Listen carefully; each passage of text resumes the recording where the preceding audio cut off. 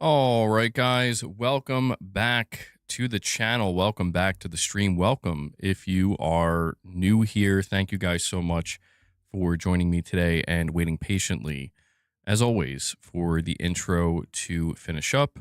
I hope you're all doing well today. Brother, what is up? Mini Tom, what's going on, man? Virgo, Skillful, Sentai, what is going on? Yeah, I got the Guns N' Roses hoodie on today. For sure. Ray, what's up, man? MBG Soup? Huh? Perfect Image, what's up, man? What is up? You got a Metallica t-shirt on? Nice. I think I have one or two Metallica t-shirts. You meant to say, what's up? Oh, I just read soup. You're not pre-ordering GTA 6 until 60 FPS is confirmed? I should wear a suit. Well, we got more gaming topics to go over and talk about today, guys. We sure do. We sure do. I'm checking. Okay, so the stream is at low latency. Yeah, apparently we have GTA gameplay coming up very soon, I believe. Skillful says he's good, just working. Yeah, it is a Thursday.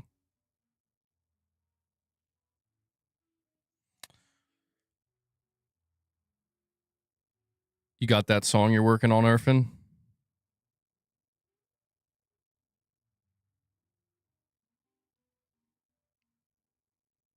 Ray, you're saying you keep forgetting that GTA comes out the day after your birthday.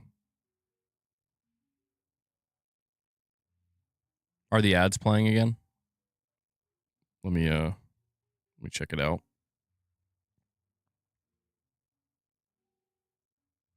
All right, it's fixed. Yeah, I'll get more and more used to doing it that way because I have no choice apparently.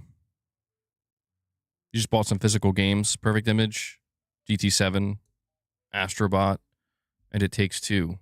You're gonna play that with your wife. That's awesome, man. That's awesome to hear. Yeah, the ads should be done now. I don't know why. Like I said, that's the way it is now. Pretty much at the start of every stream, I have to refresh it and manually turn it off again. It just makes me wonder, like, why YouTube even bother. Why they even bother to ask me if I want to have ads on or not when I'm setting my stream up, if they're just going to automatically turn it on anyway. You wish Sony had games with single player and with multiplayer like Gears? Yeah, I mean, Sony used to do that, but they just, I don't know. They kind of completely moved away from it, especially now that they're doing their live service push. I still have like hope in the future when we get a Last of Us Part 3 eventually that we'll get Factions 2 with it. It only feels fair. But yeah, we don't really get that. No battle pass for Gears. Really? Yeah, I didn't check out the Gears multiplayer reveal, but does it sound like it's going to be a live service? Is that what they're going for? That's my assumption, but maybe they're not. Is it being treated kind of like a tacked on multiplayer?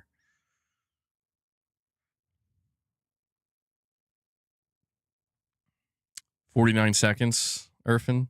49 seconds of shredding. No pay to win. Yeah, it's always good when there's no pay to win. For sure.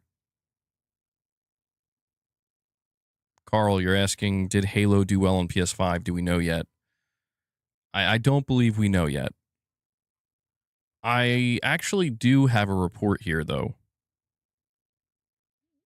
We have some idea of how Halo is doing, but not the whole picture.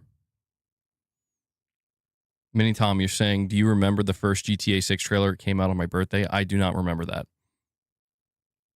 But I understand why you would. Guys, do me a favor. If you are enjoying the stream, it's only been a couple minutes, but if you think you're going to enjoy the stream, if you appreciate what I do here, take a moment, hit that like button.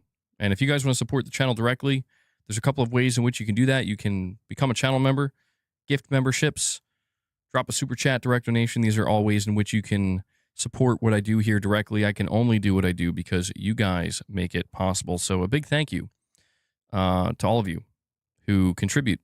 And thank you to everybody who just tunes in. There's no battle pass, no pay to win, no BS. Play what you want.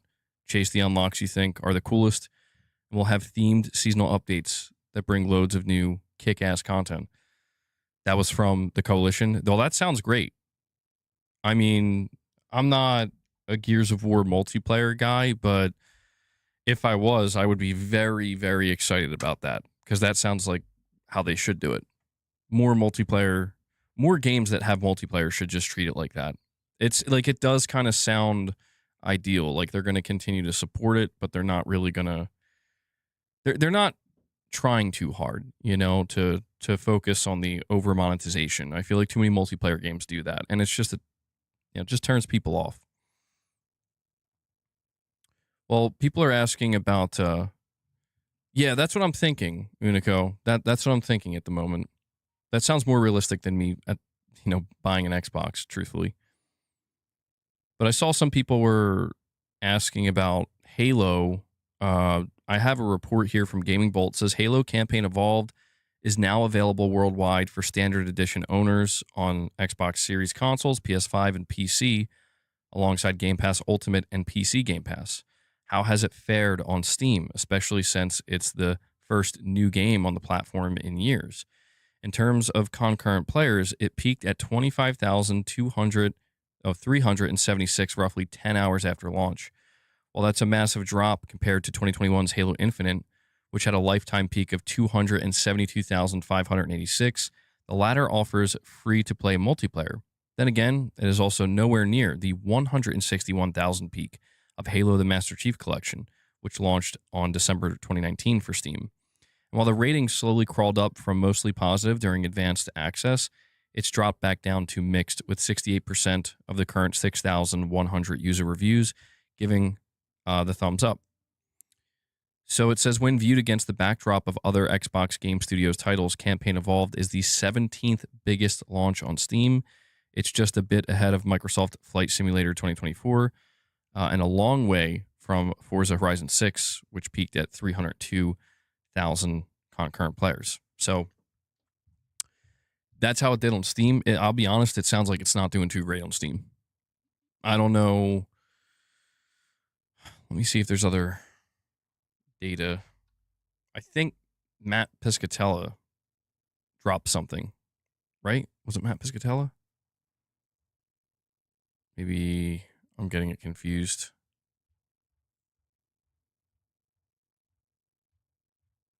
So Matt Piscatella says, according to Circana's player engagement tracker on July 28th, Halo Campaign Evolved ranked 4th in the US DAU on Xbox platforms. 8% of total Xbox players on that date launched the game, while placing 14th on Steam and 29th on PlayStation, which is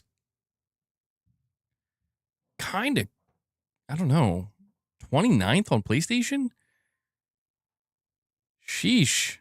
I mean, I don't know. I don't know if this game is doing well, to be honest.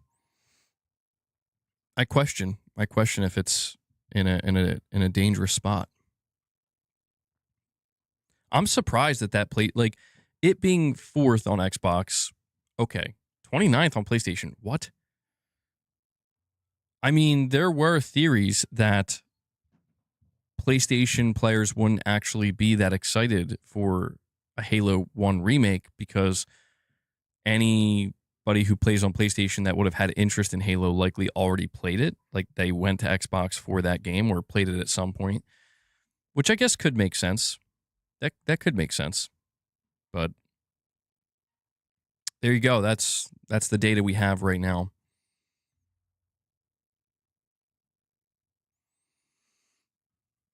Fourth in the US market. they botched the remake, which is unfortunate because the original is such an awesome game. Well, I don't know what's going to happen to Halo, man. I really don't. I mean, 343 Industries clearly was not able to carry the torch in the way that they were supposed to. 343 was then rebranded and gutted to Halo Studios, and this is the first project from Halo Studios. I don't know. Yeah, it seems like it's up in the air.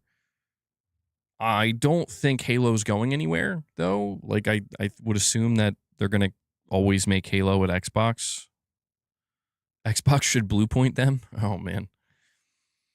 I don't know. I mean, if you shut down Halo Studios, clearly the Halo IP isn't going to go dormant. They're going to do something with it.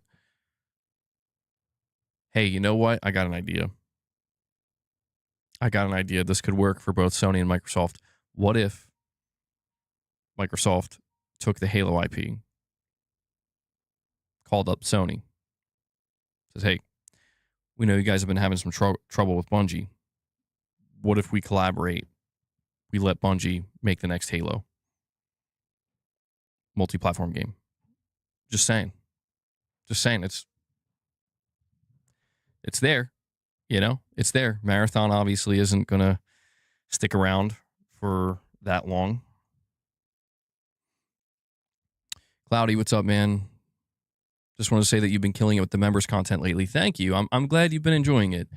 Yeah, I'm really glad. And yeah, I will take that opportunity to let you guys know if you want to become a channel member, please consider doing so.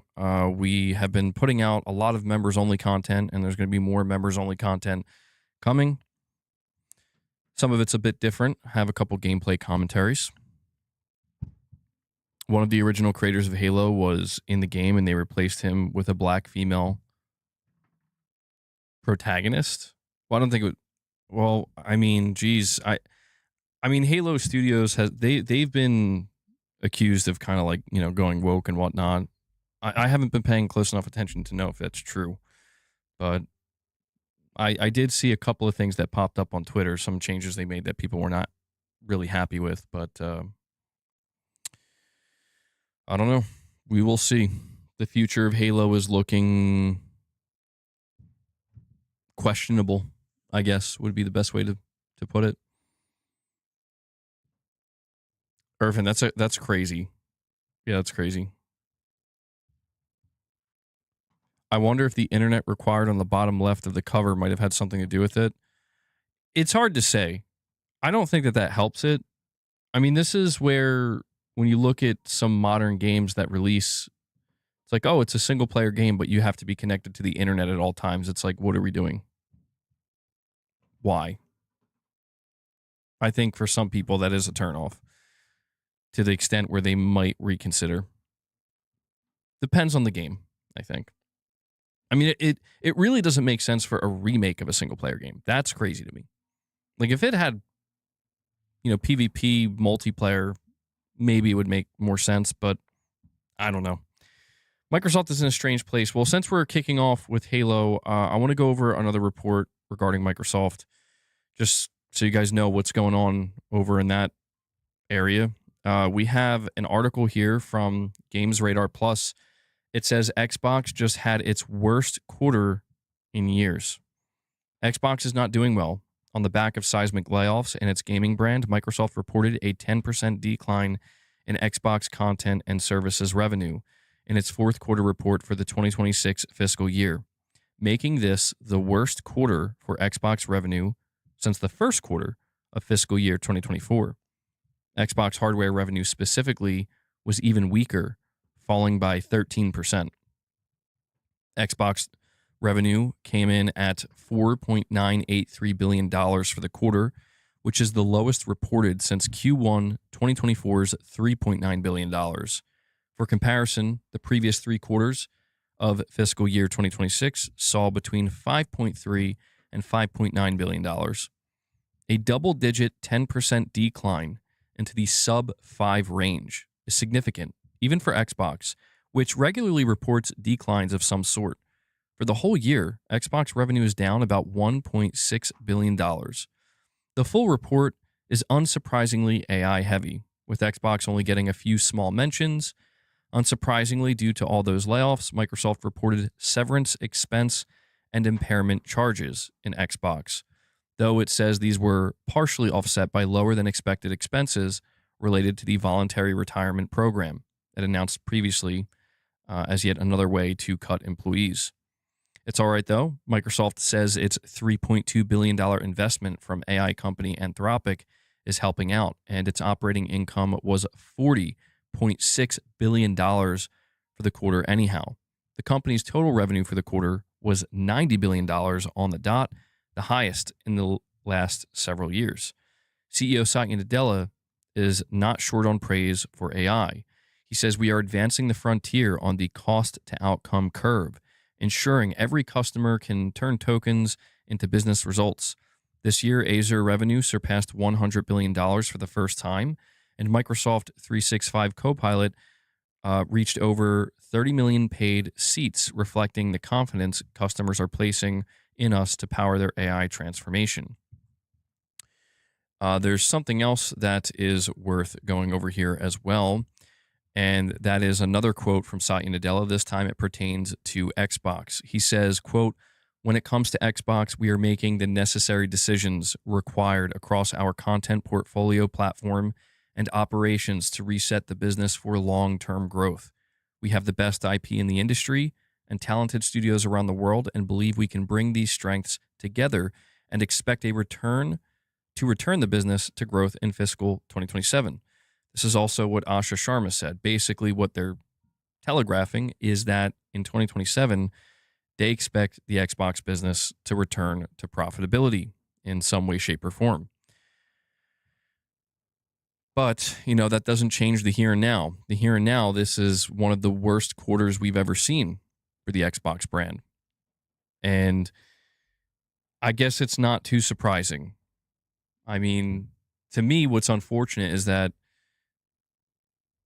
it doesn't seem like Xbox is going to be able to return to a place that they were at before. Like, I think they could potentially become profitable at some point, but I don't know that them becoming profitable will necessarily make them competitive. You know what I mean? It does seem like in order for them to return to profitability, they are going to have to rely on being multi-platform to an extent, but those are the results. So can't say it's too shocking. We'll see where they are by the end of the year. All right. Let's see. Let me head back to the chat here.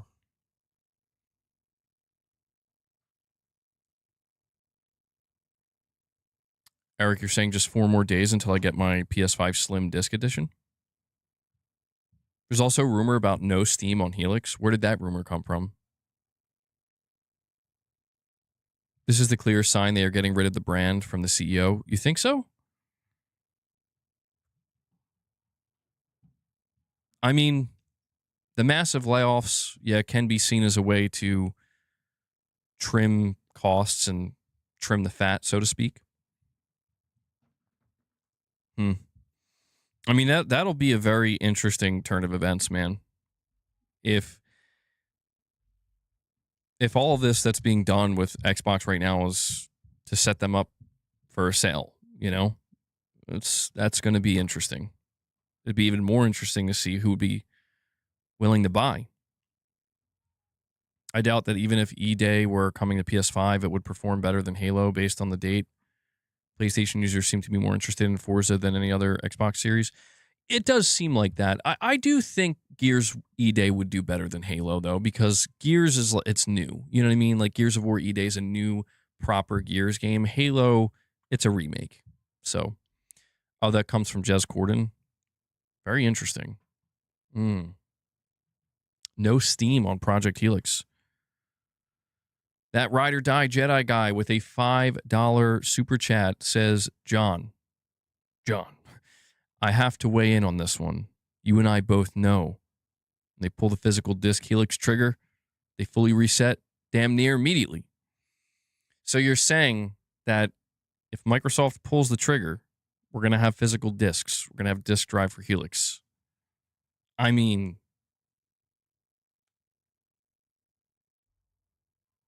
I'll tell you right now, man, I don't know if Microsoft was willing to do that.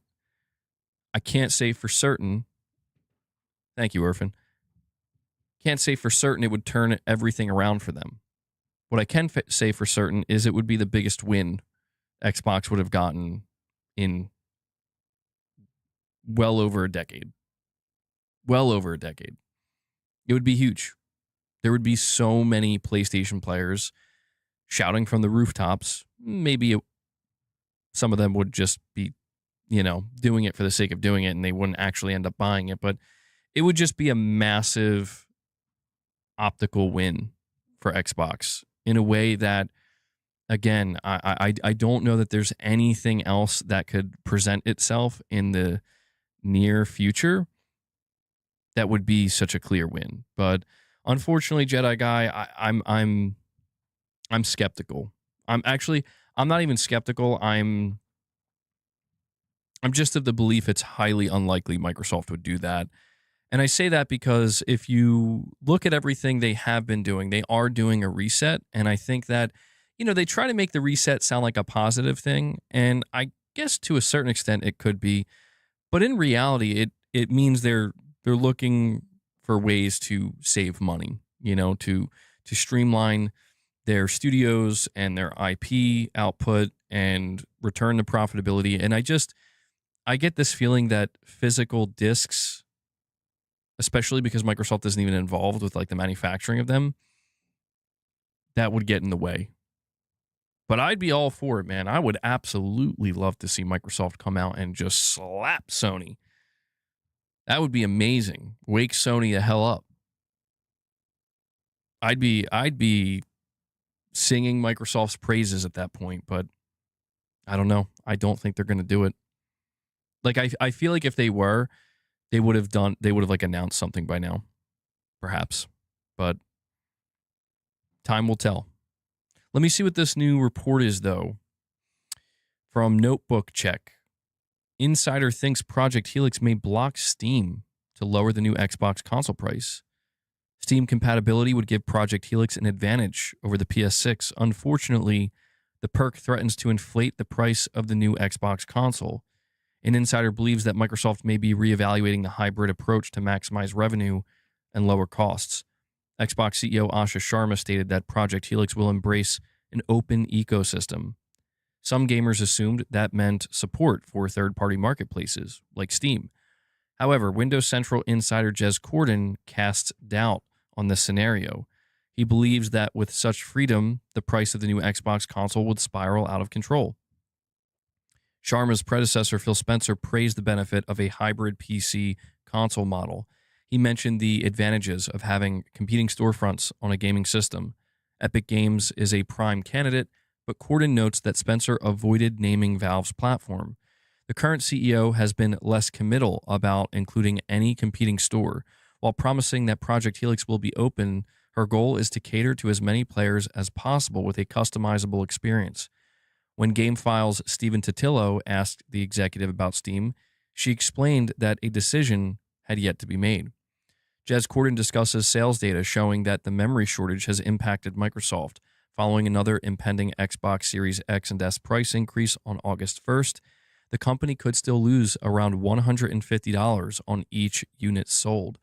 Without subsidizing the new Xbox console, like existing systems, it may settle on a Project Helix price that is well over $1,000. Owners of a traditional Windows gaming PC can make purchases on Steam, Epic Games, and other marketplaces, yet by not imposing restrictions, Microsoft would risk losing game sales to competitors.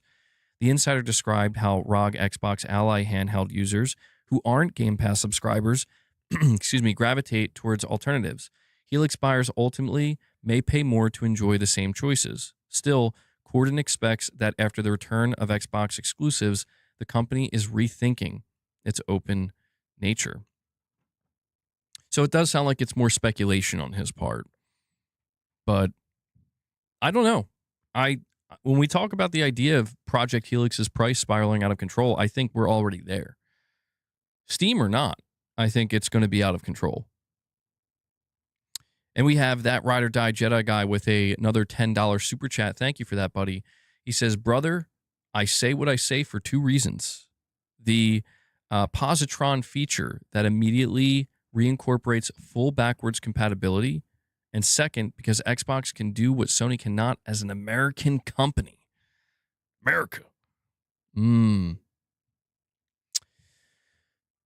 Well, we do know that there's apparently going to be a disc-to-digital program that at some point Microsoft is going to announce. And that alone has kind of caught the attention of some people where they're like, huh, Sony is the one straight up announcing. Oh, no. Not again, Erfan. Sony is the one straight up announcing they're done with physical discs. But then we have multiple reports that Microsoft is actually planning a disc-to-digital program. On the Sony side, it's complete silence. No rumors, no leaks, no reports. But that would make the most sense. Sony would have to, you would assume, do something like that. But when you talk about positron, I mean, it instantly reincorporates backwards compatibility, full backwards compatibility.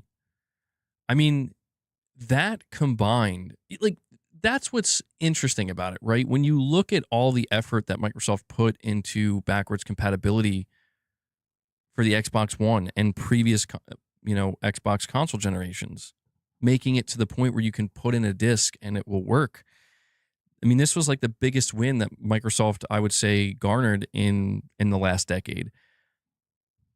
I feel like them just making it clear that you can still do that with Xbox going forward with Helix would be a big win.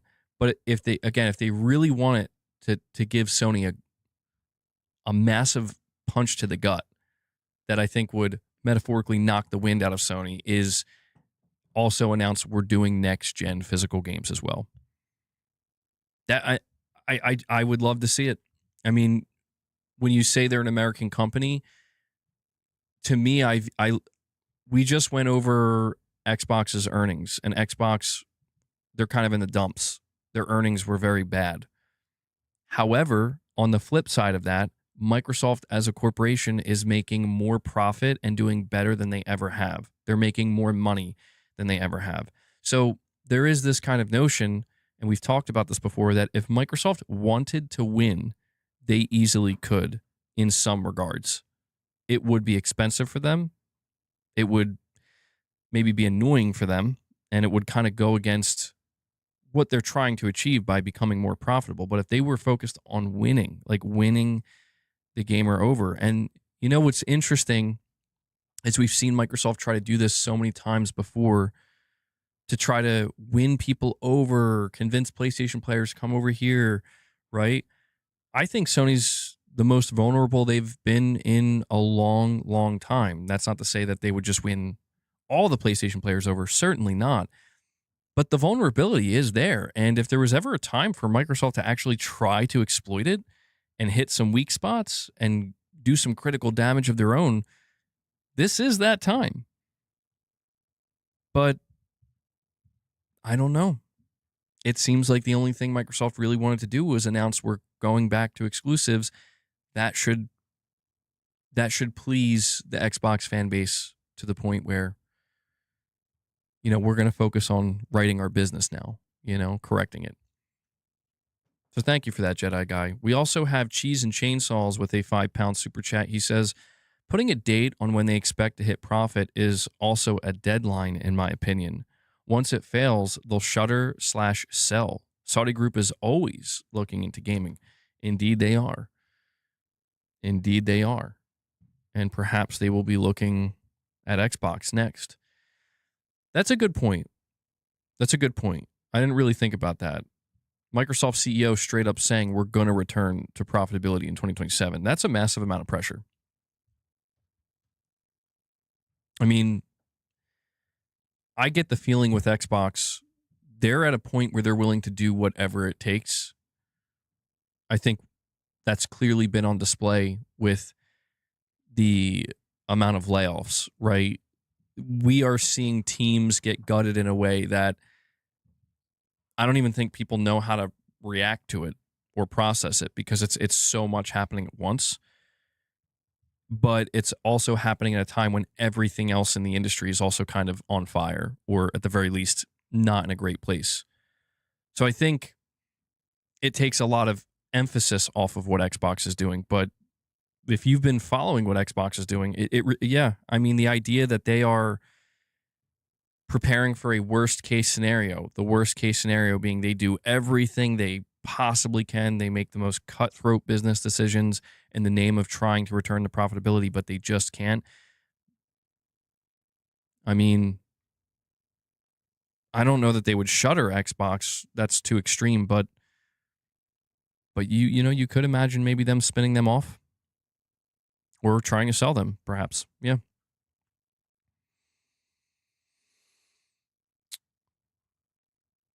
Only way possible, go full third party and scrap Helix. Well,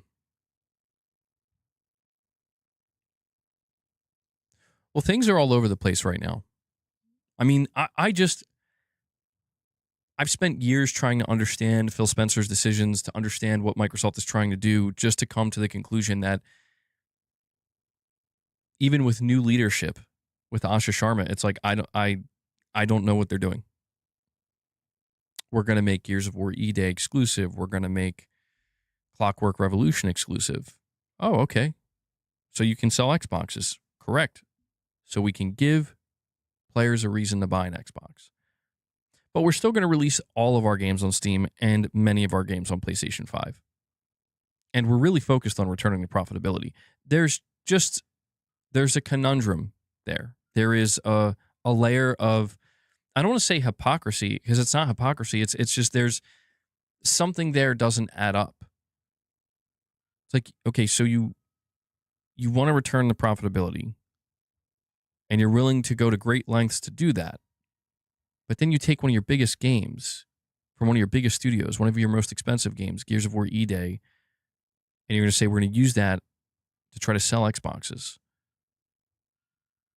But pretty much nothing else is going to be used to sell Xboxes. Unless there is this idea of like, no, we're just starting with Gears of War E-Day, and actually it's going to be future Halo releases, pretty much all future single-player releases, stuff like that. Okay, maybe. Like, I mean, do we think Fallout? Do we think The Elder Scrolls 6? Do we think these games are going to be exclusive?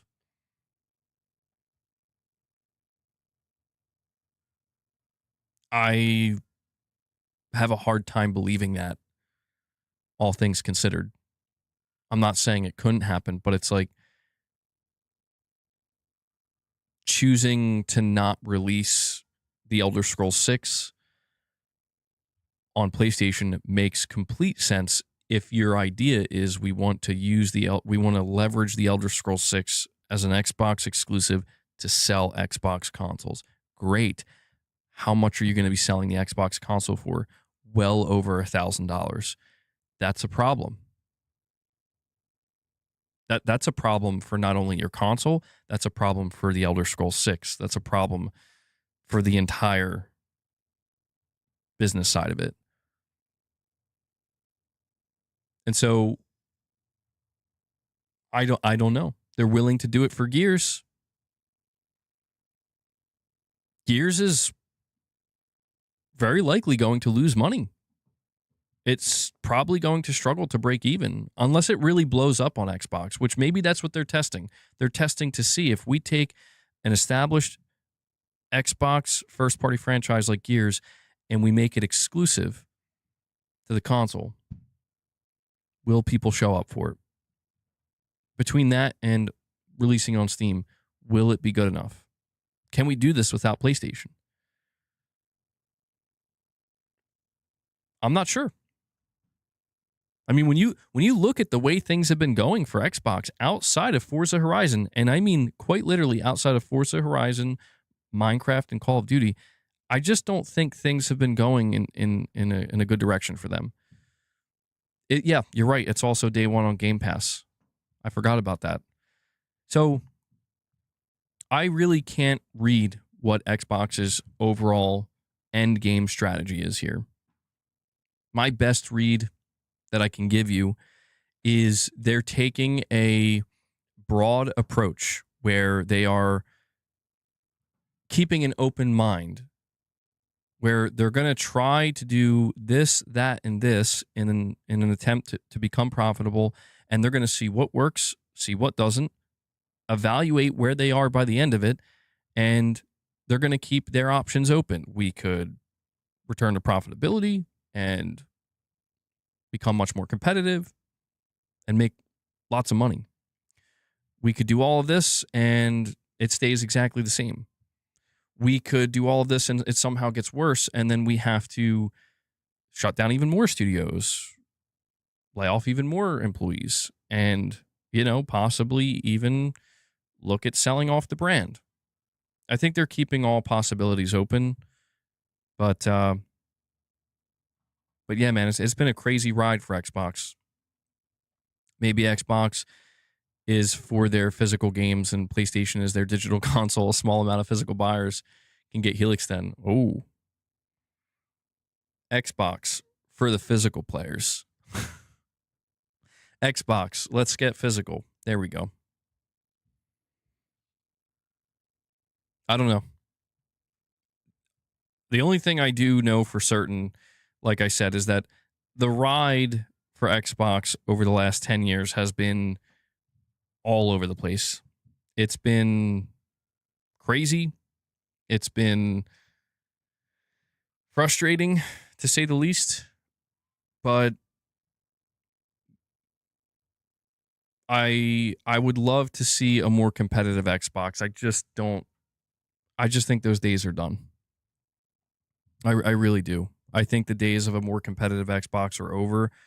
It'd be amazing if I was wrong, though. It'd be awesome if, like, starting next year and going beyond that, like, there is this plan to, like, really try to, like, weaken Sony and take it to them. And I don't think that can be possible, though, because Sony, the reason why they're not paying attention to Microsoft is because they're scared.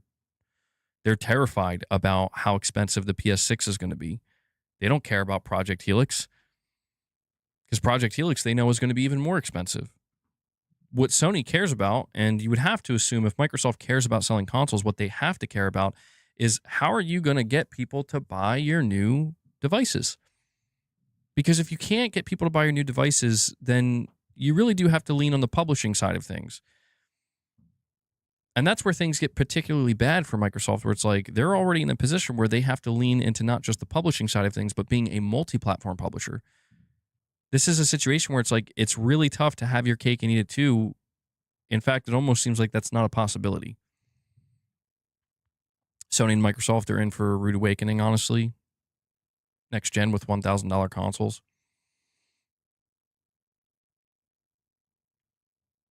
Well, apparently Jez Corden is speculating that Steam won't ship with Helix because it'll make the price go out of control.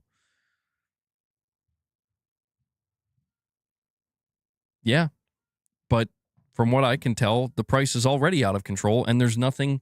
I mean, dude, the most damning thing we've learned within all of this, and this goes for PlayStation as well, the most damning thing we've learned is that Microsoft is going to be selling Xbox Series X consoles at what, $700? More than that, perhaps? And they're still losing $150 on every box sold. That is, if it stays that way, the console industry is going to die pretty quickly, because that's just not sustainable for the business model that's been established in console gaming. And from what I can tell, neither Sony nor Microsoft are positioned well enough to be able to pivot as quickly as they may have to successfully. it almost seems like it's on the verge of becoming a sink or swim type scenario. Now, PlayStation is padded for the remainder of this generation. After that, though, they're basically being dropped into the ocean, as far as I can tell. It says we've gained a new member, by the way, but it did not show up on my feed here. So if you are the new member, make yourself known in the chat. If you could please do that for me so I could thank you. But I will add that to the counter. It's a ghost. Yeah, perhaps. And guys, if you want to support what I'm doing here, consider becoming a member. I've been releasing a lot of members exclusive content. So if you become a member, you gain access to that. If you are lucky enough to get gifted a membership, you also gain access to it. Be sure to go check it out when you have the extra time.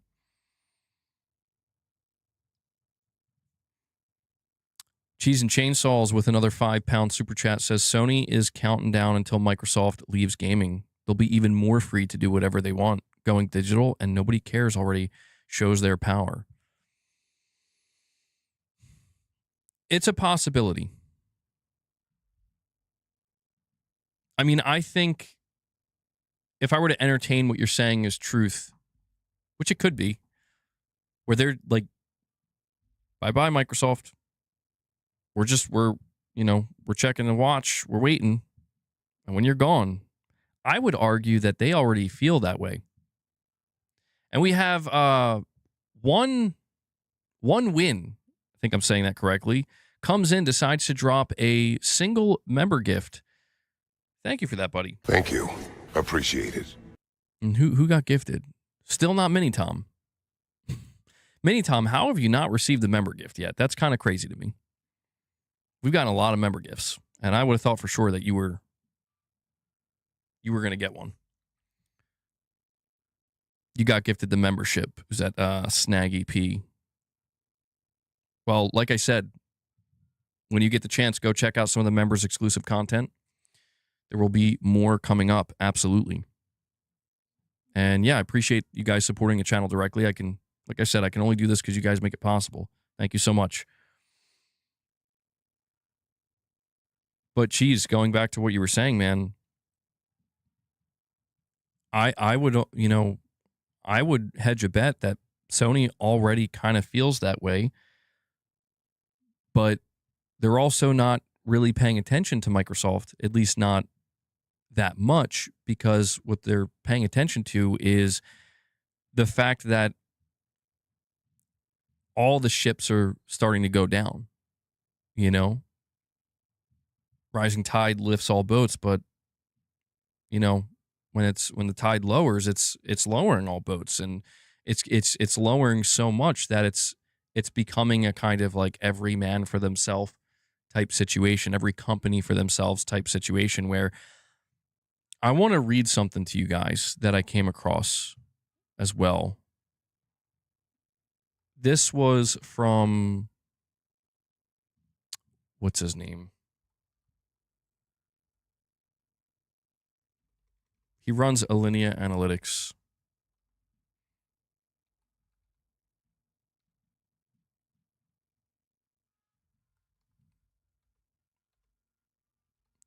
I just remembered I came across it yesterday. Why can't I? Hold on.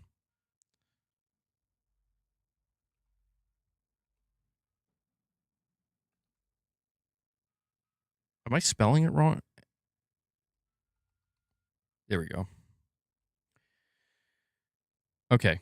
So I want to read this from Reese Elliott, and I want to see what you guys think of this, because I do think he's on to something here. No, it's not Matt Piscatella. It's Reese Elliott, who runs Alinea Analytics. So he's an analyst. And he put out this post about PlayStation yesterday. And this is why, after I read what he says, I'm mostly in agreement, or if not completely in agreement. And this is why I don't think Sony is paying attention to Microsoft. All right. He says PlayStation going digital in 2028 is more of a stopgap than a strategy, I reckon. This is short-term margin harvesting during a rough period. It's PlayStation buying time. The bet is that today's cost squeeze is a phase and not a permanent state. Hopefully, the component crisis eases once the AI data center gold rush stops devouring the world's memory and storage supply. Hardware gets cheaper to make again, and the macro picture, interest rates, cost of living pressure, and or on discrepancy spend, softens. Going diskless keeps revenue per player growing through that, propping up the numbers while the underlying economics are ugly. So that when conditions do normalize, PlayStation comes out on the other side with margins intact and the business still showing growth. It's a bridge across the bad years. The risk, of course, is that the bridge doesn't reach anywhere better. And another important bridge will also get burned in the process.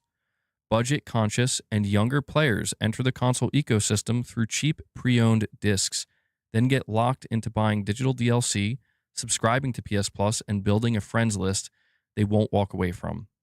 Killing physical media boards up one of the cheapest doorways into PlayStation. In a generation where consoles cost $700 plus and games hit $80, kicking down the cheap ladder accelerates audience split. Outside of the sports games, casuals and youngsters will drift off to mobile, PC, and free-to-play even faster. Squeezing every buyer onto high-margin digital channels is what platform holders do when underlying console economics are under pressure. Component inflation, ballooning AAA budgets, flat install bases, and post-pandemic readjustments are part of this. So no discs will shore up revenue per player today, but the funnel feeding the platform tomorrow shrinks. If console hardware costs ever drop, this looks short-sighted. If they don't, it looks like managed decline. Either way, it is a lever pulled under heavy pressure, and it's a new baseline in a world where the numbers need to keep going up.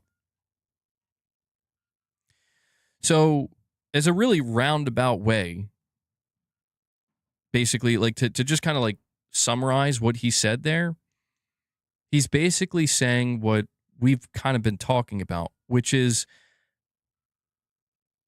PlayStation, when we look at what they're doing from our perspective, from the perspective of the customer, it seems like, wow, this is greedy. And it is inherently. This is a move for complete power and complete control because you're so big and you're so successful, you believe you're untouchable. We think it's arrogance. But in reality, it's less arrogance and it's more fear-driven. And that's the realization in all of this, is that PlayStation is doing what they're doing because they're afraid. They're afraid of what happens when they start to see the numbers slip a little bit.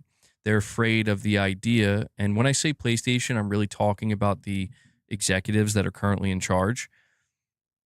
They don't want to be the ones, Hideaki Nishino, Herman Holst, even Hiroki Totoki, who was appointed the new CEO of Sony not that long ago. They don't want to be the ones to have to come out and report, yeah, we're experiencing losses. We are losing money. Because even though there may be good reasons, like here's why that's happening, the shareholders don't want to hear it. They're not afraid of losing us. Well, they're basically, they placed a bet. And it's like, listen, what bet do you think you have a better chance of winning? Are you betting against losing your own players at a rate that will become extremely deleterious and cause the worst outcome that you're trying to avoid? Will that happen? Are you placing your bet on that? Or are you placing your bet on the players mostly sticking around, being able to get more money from those who stick around and allowing that to kind of bridge the gap? So that way the shareholders are also happy and you kind of get the best of both worlds. That's exactly what Sony's betting on. You're saying rip Papa? Hold on, let me see. Bro does look like he's dead. Oh my god. Yeah, he's knocked out. But that's basically, Sony. I don't think it's the right decision, but they've basically determined that if we go in that direction, we're more likely to be able to thread that needle than we are to appease the shareholders when things start going down, because we're more focused on being for the customer. It's annoying. It really is, because you can start to see very clearly that it is business executives who know that they're not going to be there forever, probably, but they don't want to, they want to move up the ladder. They want to have career moments. And the way the corporate world works, as I'm sure most of you know, is you won't achieve career moments and you won't move up the ladder if you're angering the shareholders. If you're reporting losses because you're doing the right thing by your customer base and earning goodwill, there's a lot of short-sightedness where that goodwill doesn't mean anything. I need to make money now. And it's like, there's just no faith. There's no faith and there's no belief that it can work any other way.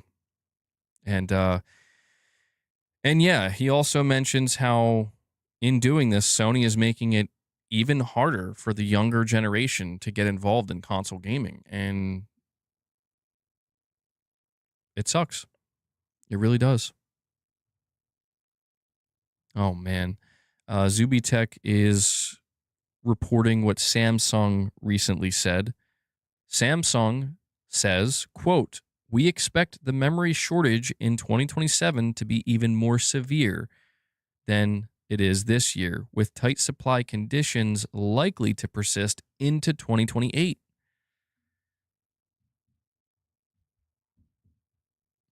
Speaking of that, I have something up here that people are losing their minds about. This came from the Gaming Leaks and Rumors subreddit. According to Taiwan's Economic Daily News, NVIDIA is reportedly raising the price of its GPU packages by 20 to 30%, marking the company's third major GPU price increase of 2026. Unlike the previous increase, which primarily affected the RTX 5090, the report claims this latest hike will impact the broader GeForce lineup. Board partners are reportedly paying significantly more for GPU and memory packages, with the higher costs expected to reach consumers once existing inventory is sold through. As far as I know, the reporting is based on supply chain information rather than an official NVIDIA announcement, so it should be treated as a rumor for now. However,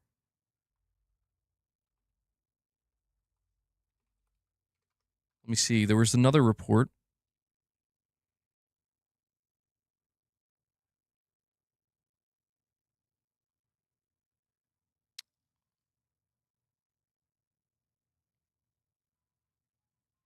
Okay.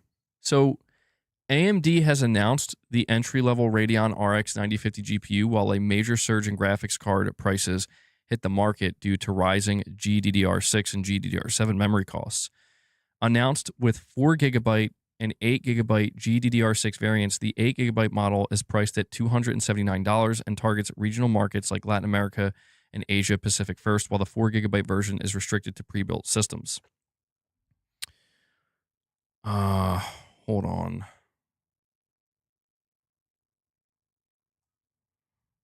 So basically, there's a lot of movement going on with AMD and with NVIDIA and all these companies, to be honest, because it's not getting better, man. I thought there was something else I found too. I guess not. All right, let me head back to the chat. I have a super chat from that Ride or Die Jedi guy. Thank you once again, man. He says, random concept. Microsoft forced to sell Xbox. Elon decides to pick it up. Thoughts, feelings, overall realistic impact from a gamer's perspective. This is not the fact that it's called Xbox. If Microsoft decides to sell, I do feel like Elon Musk will be the first one to, in line, just because X, right? This is not the first time this has been brought up. My assessment of that, if it were to actually happen, is pretty simple. I think Xbox, you will see a complete and aggressive, not that it isn't already happening to an extent underneath Microsoft, but if it was Elon Musk, it's going to be AI. AI everything. I'm talking, there's going to be probably a mandate where studios are going to create games using only generative AI. I could see Elon Musk being the type of person that says he wants to create the world's first AI generative AAA game where only only like 10 humans were involved in the creation of it or something like that. It would be, I think, from that perspective, I don't think anybody would be happy about that. Maybe some people, there's probably a few people that would be. They'd be excited at that notion. But the AIification of the games industry is already happening. It's not slowing down. It's accelerating. But I feel very confident in saying that if Elon Musk were to get directly involved with a brand like Xbox, it's going to go from, if we're say at like 50% right now, like 50% of everything Xbox is doing has a focus on AI. It's going to go from 50% to 110% overnight. And what that would mean is, well, if you look at how Elon Musk handled Twitter, if you think the layoffs are bad now, if you think the heads are rolling now, it's going to be, even worse if that happens. But in terms of like, could it be a good thing for the brand overall? Like, could it work? Maybe. People don't want to hear that, but if a scenario like that were to play out, if they were successful at creating a AAA new IP that seems just as good as like something like a single player game, right? Just as good as something that Sony would put out, perhaps from one of their studios. And it was announced that this was made like purely with generative AI. You will see people rage against that, but I think that the more casual customer would be like, whoa, I don't care. That looks awesome. I want to play it, and that's the implications that AI and specifically generative AI have on the gaming medium going forward are huge. I think that if you look at what's going on with the physical discs right now, right, there's this sense in the air at this moment in time. It's unfortunate, but you can kind of smell it in the air. It's like, as we move forward, you could tell more and more people are beginning to just kind of, well, I guess this is where it's going, right? It's just how it's going to be. Doesn't mean that we can't get things like digital ownership in the future. Of course, we'll fight for that. But I think you're going to see something very similar happen with AI. You're already seeing it. Like,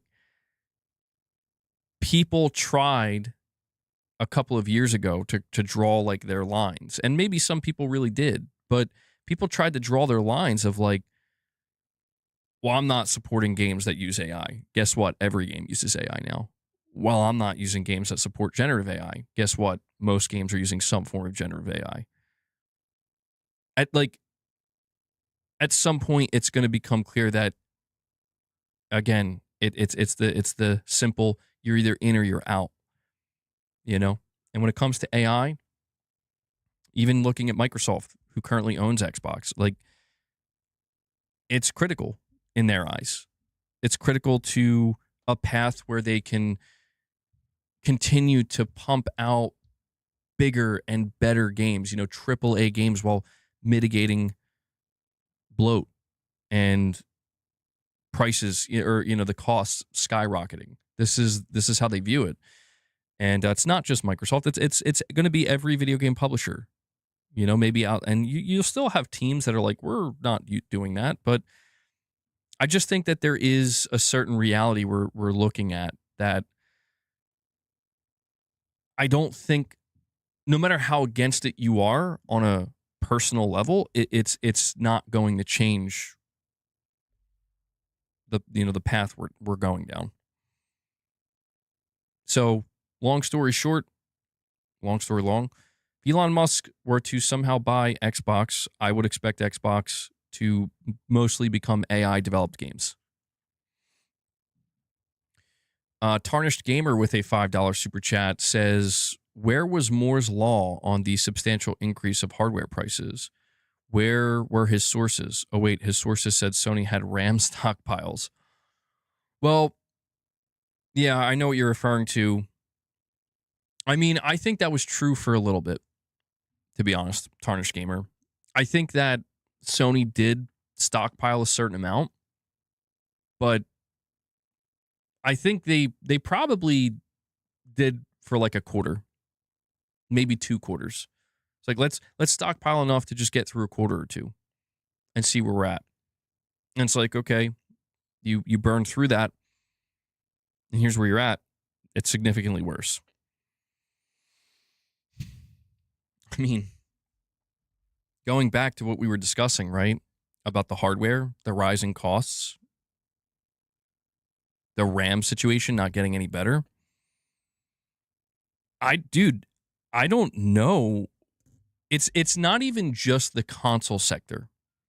I think the console sector is the most vulnerable because traditionally consoles have walked that line between being affordable but also premium enough that it's like, this isn't some super low end, you're going to get something that's relatively performative for the price that you're paying. But the whole point is the price can't be exorbitant. This is why I feel like the console space is the most vulnerable right now, but the reality is it's already affecting the PC space. The hardware space as a whole is in a dire spot right now. And it seems like the only option is to potentially either stay where you are or go backwards. And the only people who are going to be able to go forward are people with a lot of money. Wealthy people. Or at least wealthy enough that, oh yeah, I can buy a $1,000 console, no problem. Sony has no choice but to extend the PS5 gen, absorb the potential losses, and delay the PS6 to at least 2029. Launching new hardware in a market like this would be a disastrous move. They're really trying to push people to cloud gaming. I mean, I agree in the sense that that's one of the only alternative options to this. But I don't think either Sony or Microsoft want to actually do that. And the main reason I say that is because I think they're afraid.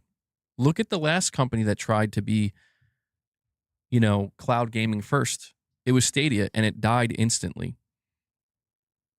I think Sony and Microsoft look at that and they're like, oh my God, sure, going cloud only would benefit us from a control perspective, but look at what happened the last time, a company tried to do that. So I think that they're terrified to have to do that. But when you look at what's going on, I mean, again, you have to think of the alternative options. Here's the thing about what you said, though, Erfan. You're saying they need to kind of stick with the PS5 and delay the PS6. It's not going to change anything.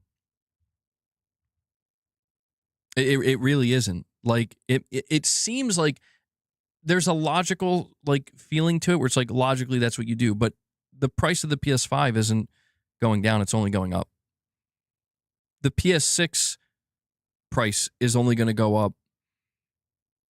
And the most important thing that we have to understand is that Sony already locked in the PS6 APU. They already locked in contracts with AMD.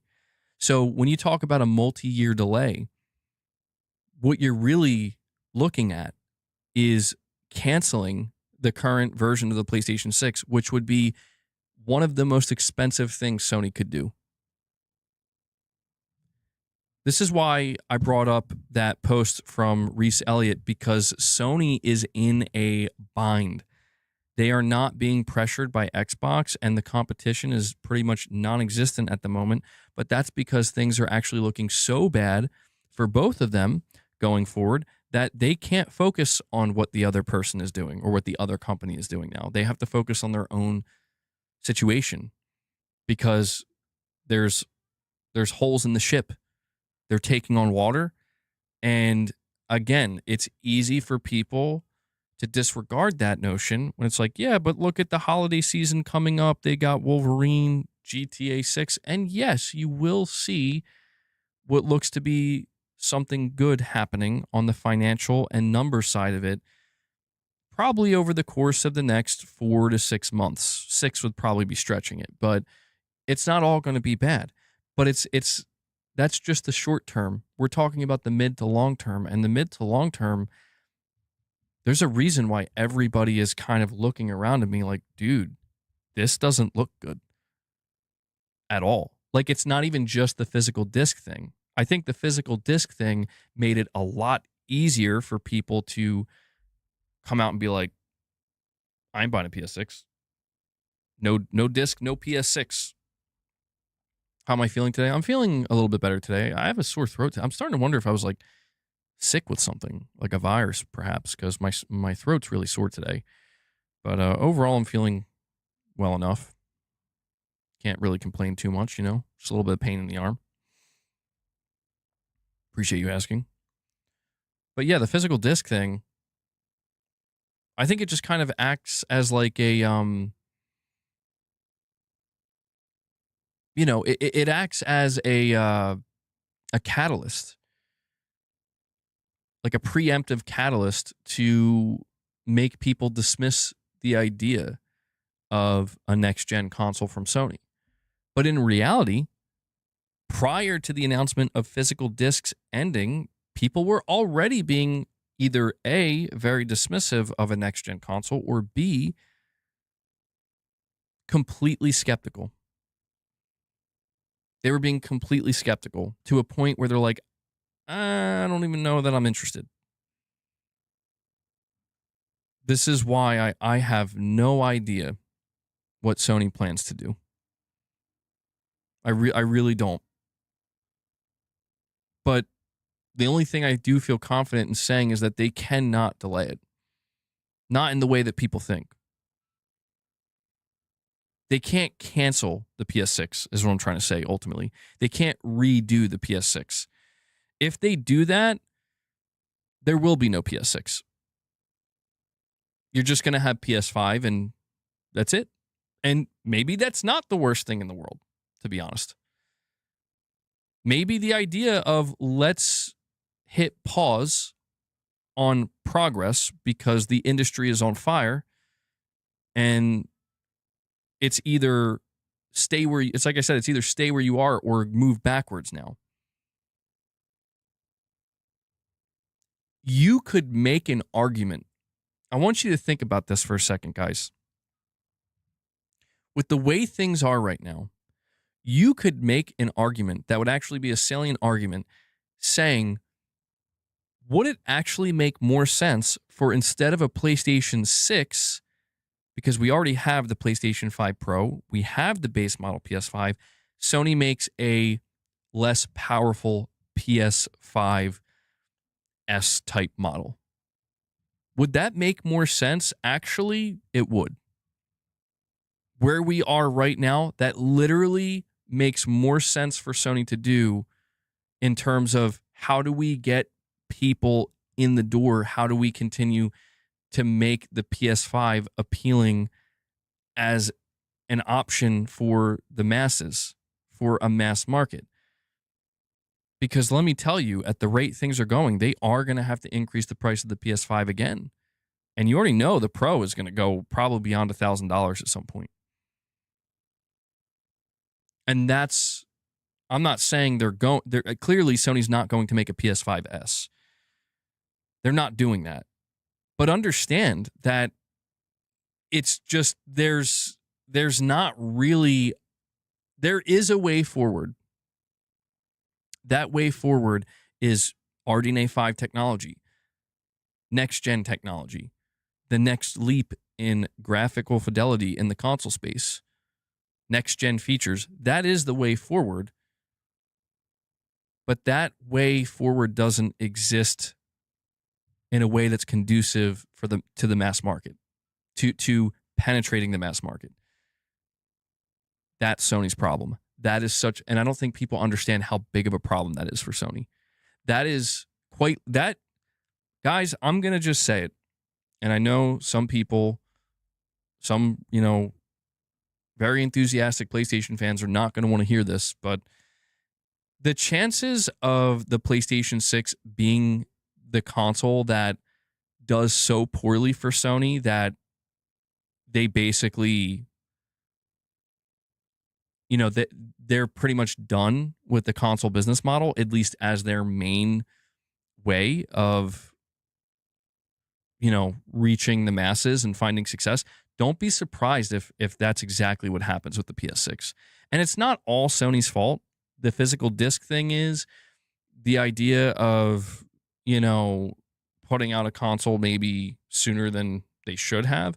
Sure, those are all things that you can maybe argue are on Sony's end. But really, the thing that's going to do it in is that the console is going to be way too expensive. And at the rate things are going, there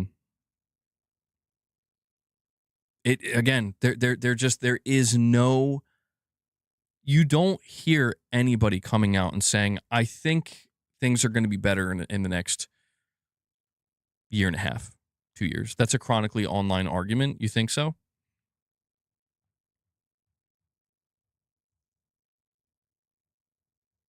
No, I don't think it's a chronically online argument. I think it's well, I mean, maybe I'll be wrong.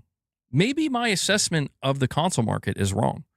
See, I'm saying what I'm saying based off of, the pattern we've seen throughout the generations.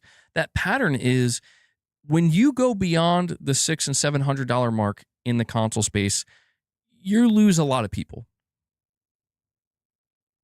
You'll still get buyers, and you could still probably have a relatively healthy install base, but there's not going to be much growth. And that install base is going to be pretty contained. You go beyond $700, you start talking about $800, $900, you get to the $1,000 mark, there is no mass market. People will sometimes try to bring up the argument, well, how come people are so okay spending, $1,000+ yearly on a new phone? Because it's a smartphone. It does everything. It's a much bigger part of, the average person's life. A console is just for gaming. So when you factor that in, people are going to be much more hesitant to pay the same price for a device that is only going to do one thing, for all intents and purposes, compared to a device that can do everything for you, right? That you're going to use all throughout your day, everywhere you go. This is why I'm saying, I don't think Sony, the PlayStation brand isn't going to go under or anything, nothing like that. But we just have to accept and understand that as it stands right now, and many things could change, but as it stands right now, the console industry is in the most dangerous place it may. I mean, maybe there was a time way back where it was even more volatile, but in modern times, this is the console industry is the most vulnerable it's ever been, and it'll be interesting to see if it survives, as a viable business model in, I would say, over the next 3 to 5 years. I say this as somebody who loves console. I grew up playing console. The last thing I want to see is the console go away. That is the last thing I want to see. But, I'm just looking at the reality of the situation. And guys, we're talking about the PS5 being $650. The PS5 is $150 to $200 more expensive now than it was when it launched. You know, everything that made consoles is disappearing. Pretty much. Like, I do think the simplicity of the console experience is what is being preserved, which is important. That's why Helix calls that into question if it's going to be so open, basically be a PC. Hold on, I'm gonna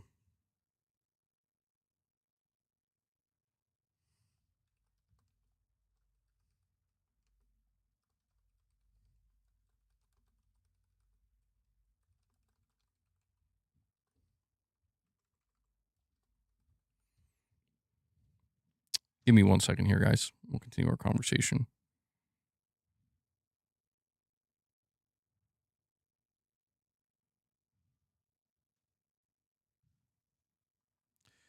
Sorry, bear with me.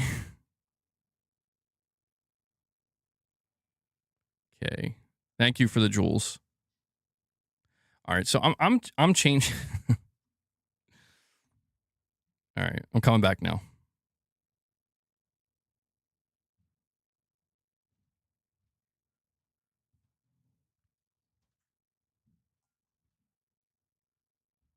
Okay. Sorry about that. All right, let me come back to the chat here. Thank you for the GOAT trophy, Caleb. Appreciate that. Yeah, if you guys are enjoying the stream, please take a moment and hit that like button. And like I said, if you want to support what I do here, consider becoming a member, gifting memberships, super chats, direct donations, all that good stuff. The doom and gloom is getting old. There's an infinite amount of games to enjoy instead of complaining every day. We're not complaining. Clean. The doom and gloom is knocking on your door. It's knocking on my door. It's knocking on everybody's door. I'm not saying you have to let it ruin your mood or get you down that much, but it's here. The doom and gloom just comes in the form of everything's getting more expensive. People are getting priced out and people are getting frustrated, and there's less and less space for the positivity. If you were to ask me, do the games that are coming up look very good? I'll say absolutely. Control Resonant looks incredible. Silent Hill Townfall looks amazing. Wolverine, GTA, it all looks incredible. But the thing is, it's not going to be too long from now. Too long from now when Sony does start talking about the PS6, when Microsoft does start talking about Project Helix. And I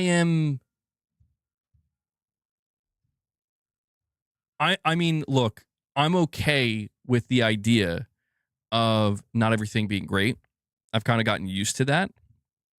And I do think there will be amazing things for the next gen consoles. Absolutely.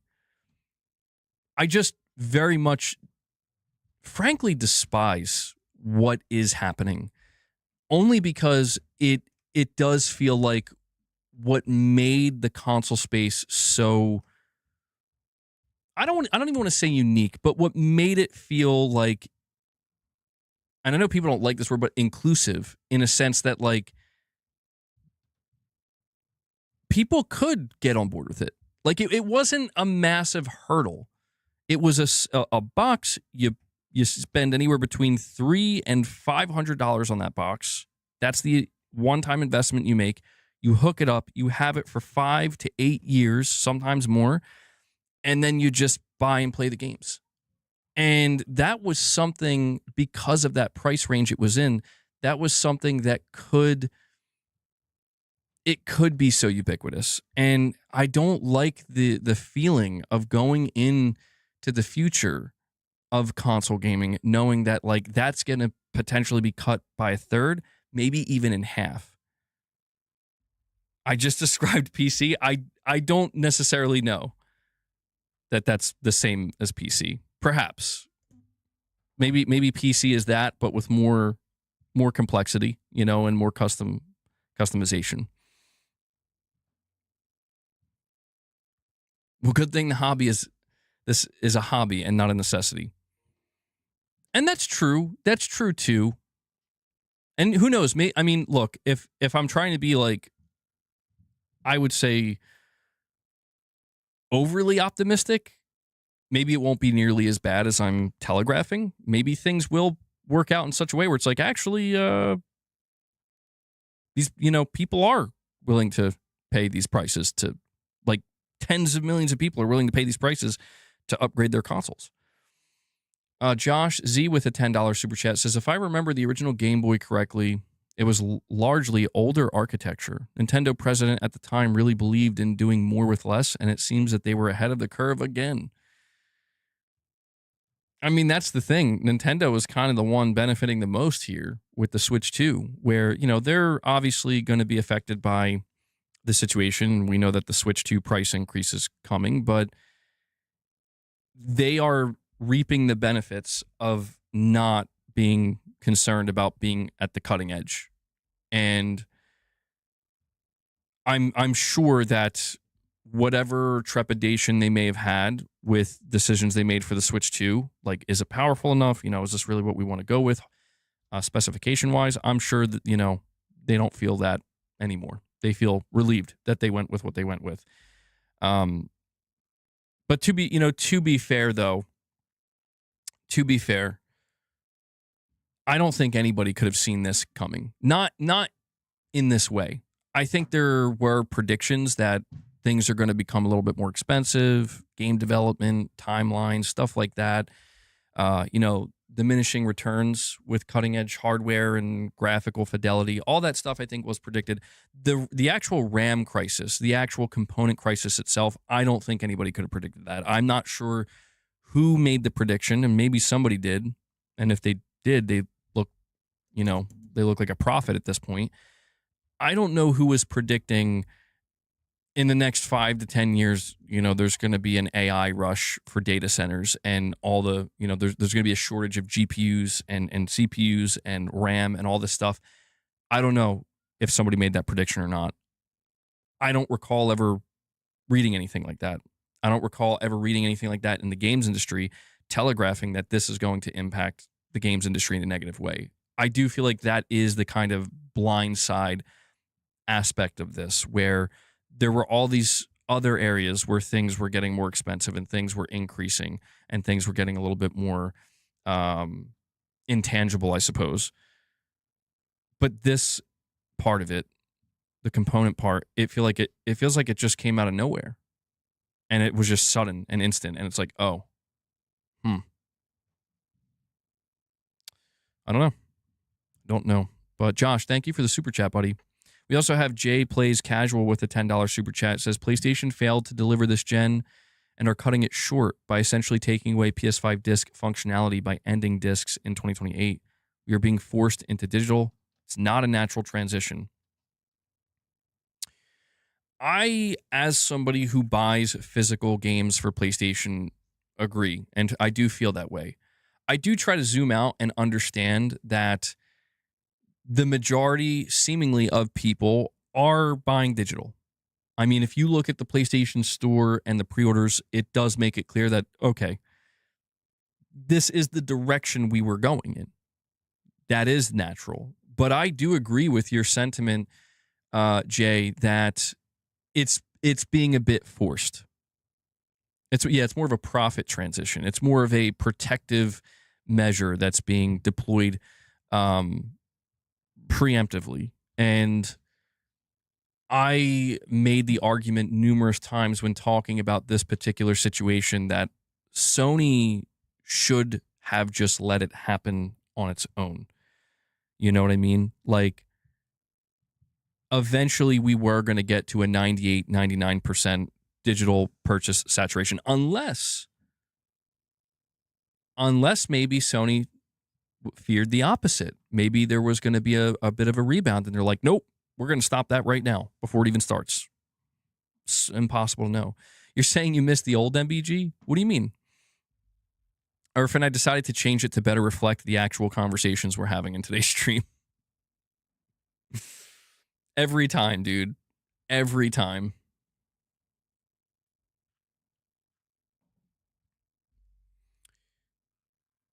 this is why people should fight for digital rights for ownership. Yeah. Yeah, we talked all about that yesterday. But I don't know. It's a very tumultuous time in the game space. It is unfortunate because there are so many amazing games coming. The actual video game part of the games industry is not that bad, in my opinion. It's actually looking very good. The MBGU talked about games and his love of games, not some plastic box. But I mean, I've always talked about the plastic box. I've always talked about the plastic box, digital dude. And my love for games hasn't diminished. I just, I'm at the mercy, dude. Not completely, not entirely. But I, just like most other people involved in the space, I am at the mercy of, like, look, man, I could come out here with this stream today and I could talk about any game I want, and that's fine. Like yesterday, we talked for over an hour about Silent Hill Townfall and the Silent Hill franchise, and we do that. But I just think because I follow PlayStation, like I am a PlayStation-oriented channel. Go find me another PlayStation content creator if you can. I mean, I know there's not that many. Find another PlayStation content creator where this isn't just it is there. It is part of the conversation. I'm not saying there aren't other things to talk about. We are talking about other things, but it's like this keeps coming back to the center. It keeps refocusing on this. And I think that's because we are in a major transitionary period where the future console gaming going forward is not going to be the same as it was before. The games, sure. How you access those games, how much you pay for those games, who those games are available to, right? That's all changing very dramatically, I think. And it's happening in rapid succession. We have Tarnished Gamer with a $5 super chat saying, my honest opinion, most gamers are bootlickers. This is why I don't get along with many gamers. The ones I do aren't shills, but they aren't many. Well, I do try to keep perspective. I do. I try to keep perspective on the notion that when you zoom out, it's like I talked about this with you guys yesterday. Like, you have to kind of understand that if you're going to be deeper involved in any industry, you're going to lose the benefit of ignorance. And most people who are involved in gaming are ignorant. And I don't mean that rudely. I mean, they're just not aware of a lot of things, and it doesn't bother them. They just want to come home, turn on their console, play their games, and whatever money they spend on it, they deem it worth it because it's what brings them joy and it's what brings them comfort and it brings them something they like. And the deeper we get into the weeds of it, the more we realize, like, there's a business to it. There's a method to the madness of it all. I think you found out that you get more views when you constantly complain about this, so you're not going back to what you used to do. That's called grifting, by the way. People like to hear this. Well, I mean, no, I'm going to shut that down, digital dude, because the thing is, if you look at my content, I don't come into my content every single day talking or looking to talk about the physical disc situation. You have to understand, digital dude, that part of what I do here, it's not all me. Part of the conversation we have during a live stream is molded by the audience as well. And the reality of the situation is there's still many, many people who, they're having a hard time moving on from this. And I can't blame them. Trust me. Yeah, trust me, man. Like, there hasn't been a moment this month since this announcement happened, and not just this announcement, but the same thing would happen with the next-gen consoles. Once we started to hear that the next-gen consoles were going to be like, oh, buckle up. they're going to be really expensive and it's going to, you know, there's concerns. It starts to dominate the conversation because it's what's next. It's what's right it's in line. It's up next. It's on deck, you know? And when it comes to the viewership, man, trust me. Please trust me when I tell you. If you think that what I'm currently doing is garnering more views, you are wrong. If that was my intention, if garnering greater viewership and trying to have the broadest appeal possible, I would still be making videos every day screaming or yelling or, you know, rallying people.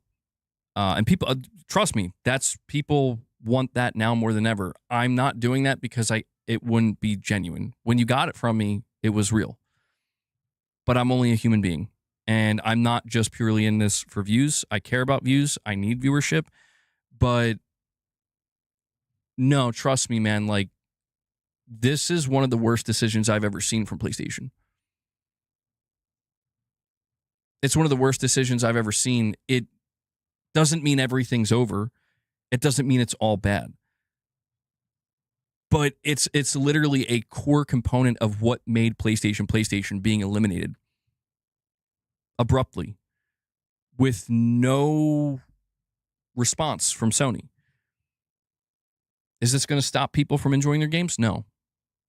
But let me tell you, what has Sony said? What type of announcement has Sony had since they did that blog post? What, they announced the PS Plus games?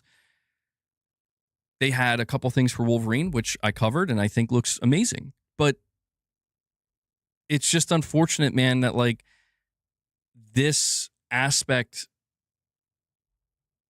of PlayStation has been toxified by Sony themselves. Are there some people who get a little bit overly obnoxious where they literally won't stop with it? Yes. It's hard for me to blame those people because I understand. I get it.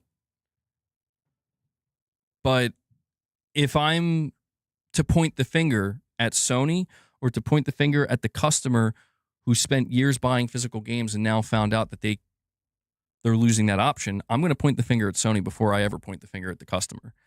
You know? Do I think some people are getting a little crazy out here? Yes. Yeah, absolutely. But, you know, I've been following the games industry for a long time, man. I've been following PlayStation and Xbox for a long time. And believe me when I tell you that this is not the first time I personally have run into something like this. Like, again, I call back to when The Last of Us Part 2 came out. A lot of people thought I was grifting then too. They thought, oh, you're just grifting because the popular thing is to hate on this game. It's like, no. I'm genuinely shocked by this game. You know? People are going to come to their own conclusions. And I don't take it personally. But I just think that if you're a big PlayStation fan and you're paying this close attention, you got to know that things are looking shaky. Not in the short term. The short term, everything's fine. The mid to long term, how things are going to be going in the next gen, it's looking shaky. Doesn't mean you can't enjoy it. Doesn't mean you got to partake it. Like, if somebody says I'm not buying the PS6 and you shouldn't either, that doesn't mean you have to listen to them. You can buy a PS6. Don't let anybody take your happiness and your joy from you. Do what you got to do. I absolutely advocate for that. We have Buttery Cheeks, and I think I have a direct donation as well. Buttery Cheeks says, MBG, my 4080 Super was $1,000 alone. It's 2 to 3 times more powerful than my PS5 Pro. If the PS6 is on par with a 4080 or better, 1K is not bad at all in my eyes. Well, I mean, there you go, Buttery Cheeks. Like, butter it up. Sorry. Last day of July, the PO bin is open all of August. It should be, Michael. Yeah, it should be. I mean, that's certainly a way of looking at it, Buttery Cheeks. It's all in the eyes of the beholder, right?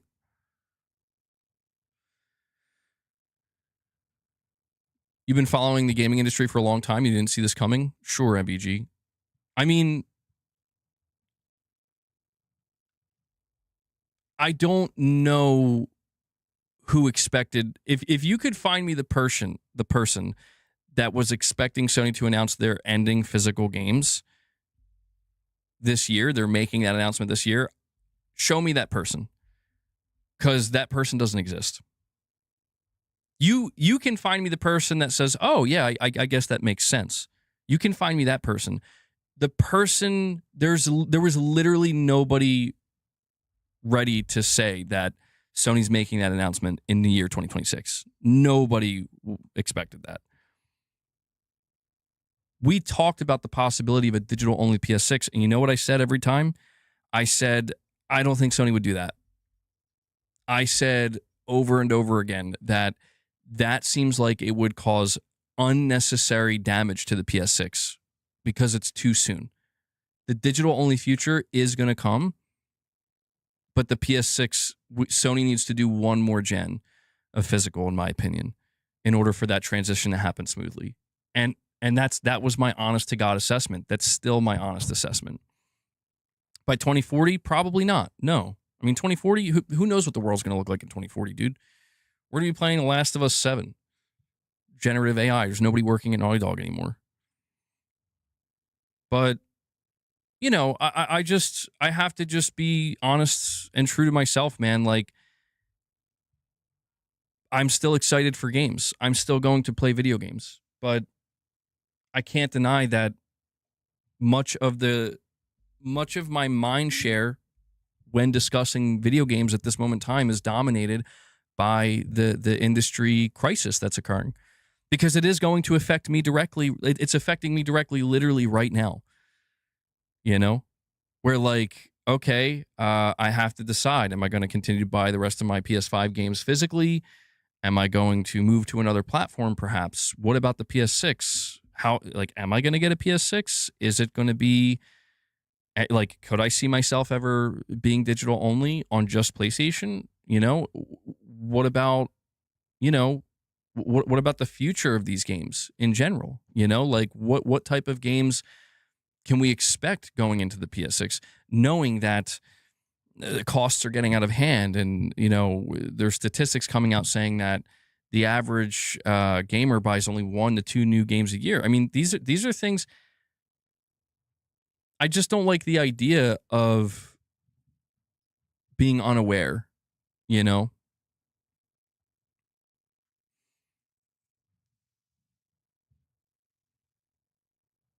I mean, is that completely true though, Digital Dude?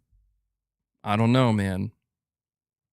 I think the box that comes along with it is always, I think it's always been a part of the conversation. But you know, it is what it is, man. It is what it is. You know, there's going to be plenty of conversation about games coming up. You know, I think one of the reasons why right now, and you know, I think this is fairly obvious, one of the reasons why right now that the game conversation hasn't been as prominent is because I haven't been playing really much of anything at the moment. I mean, what I can say is I've done some gameplay commentaries recently. You know, is it the center stage like you're making out to be? You tell me. Go look around and you tell me. And I'm going to say you're being this. If you look around and you tell me that this isn't the number one talking point across the industry right now, or at least for the course of this month, I'm going to have a hard time believing that. I have a hard time believing that. But like I said, man, I will always encourage people, like, don't. All I can say to people, as politely as I possibly can, is that if you're not enjoying the conversations we're having on the channel, it's okay if you don't want to partake for the time being. I always encourage people to come back. You know, things change, topics change, discussions change. Sometimes it happens overnight. Sometimes it takes weeks. Sometimes it takes months. But the change always occurs. And so I recommend to people that, like, genuinely, if the conversation is like becoming bothersome to you, it's okay. You know, I'm like that too with stuff I watch. Sometimes there's times there's like I'm not watching that. I'm not interested. I might come back like a week later or something. I'm like, oh, okay, this I'm more interested in. That's what's going to happen here. You know, that's how it's always been. But well, you know what's funny about that? Yeah, they didn't let them do a Q&A at SDCC because of that, which is probably the right move, to be honest. But I think, hold on, I did miss a direct donation from World's Greatest Detective. He says, are these people crazy? I don't care about digital rights. I want games fully on physical disc/cartridge. I'll just pirate anything. That's digital ownership. Hold on one sec.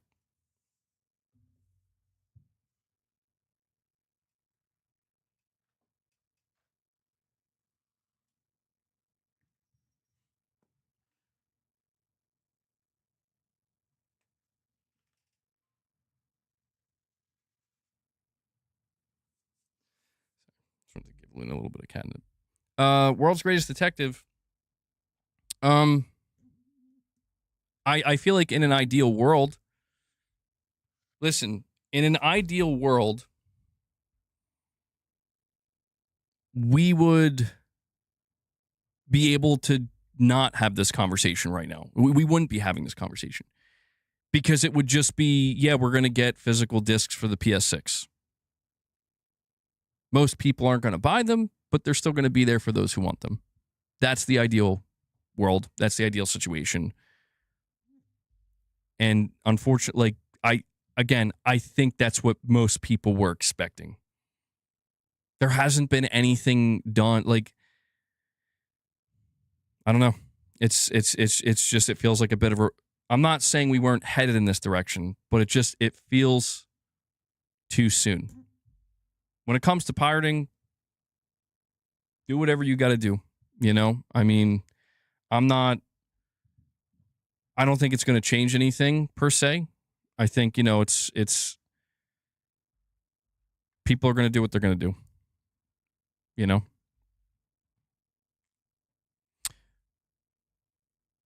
Forza Horizon 5 is digital only, and it sold 5 million on PS5 alone. The hypocrisy of PS5 users. Well, it's not all PS5 users.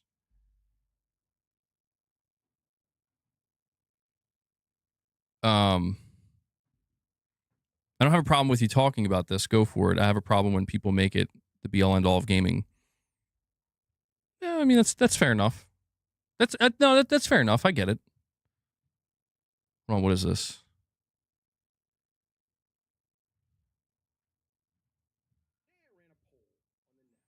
Oh, David Jaffe.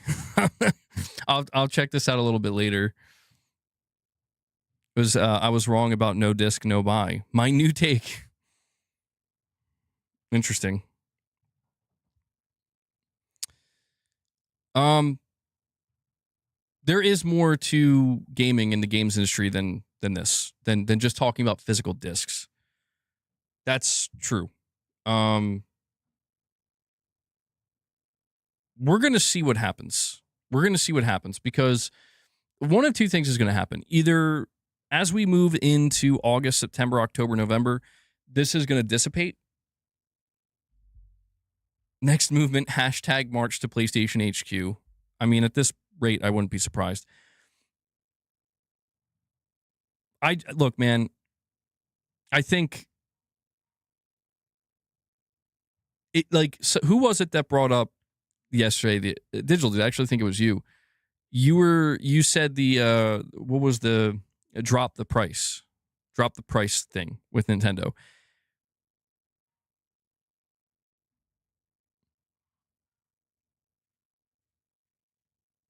There's something that has to be understood in all this. And I think most people do understand it. It's that, you know, Sony's letting you know that if you want to leave because we're not doing physical games anymore, okay.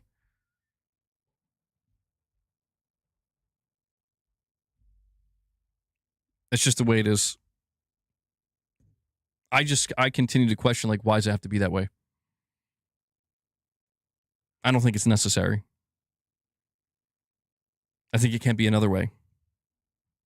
But I'm not the one in charge. I don't get to make decisions. Thaddeus, you're saying you heard that loud and clear? Yes, go to PC. Oh, wait. Also only digital.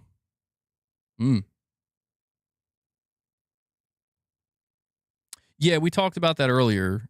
Project Helix not having Steam on it. But that's speculation at the moment. That's speculation from Jez Corden. We don't have confirmation of that yet. I wouldn't be shocked, though. The real test will be the first year or two when the PS6 launches, not the announcement, because they always sell out at launch.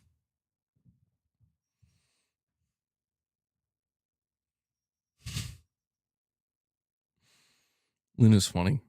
I gotta say, Luna, my black cat right there, she's like the most high-strung of all my cats. She's always the most nervous, the most uptight. She's most uppity, as you can see. I didn't think... Oh, see, she's getting nervous. I didn't think she needed catnip. That's what she needs. She needs catnip to calm her down. She's looking like she's going to mess with Papa.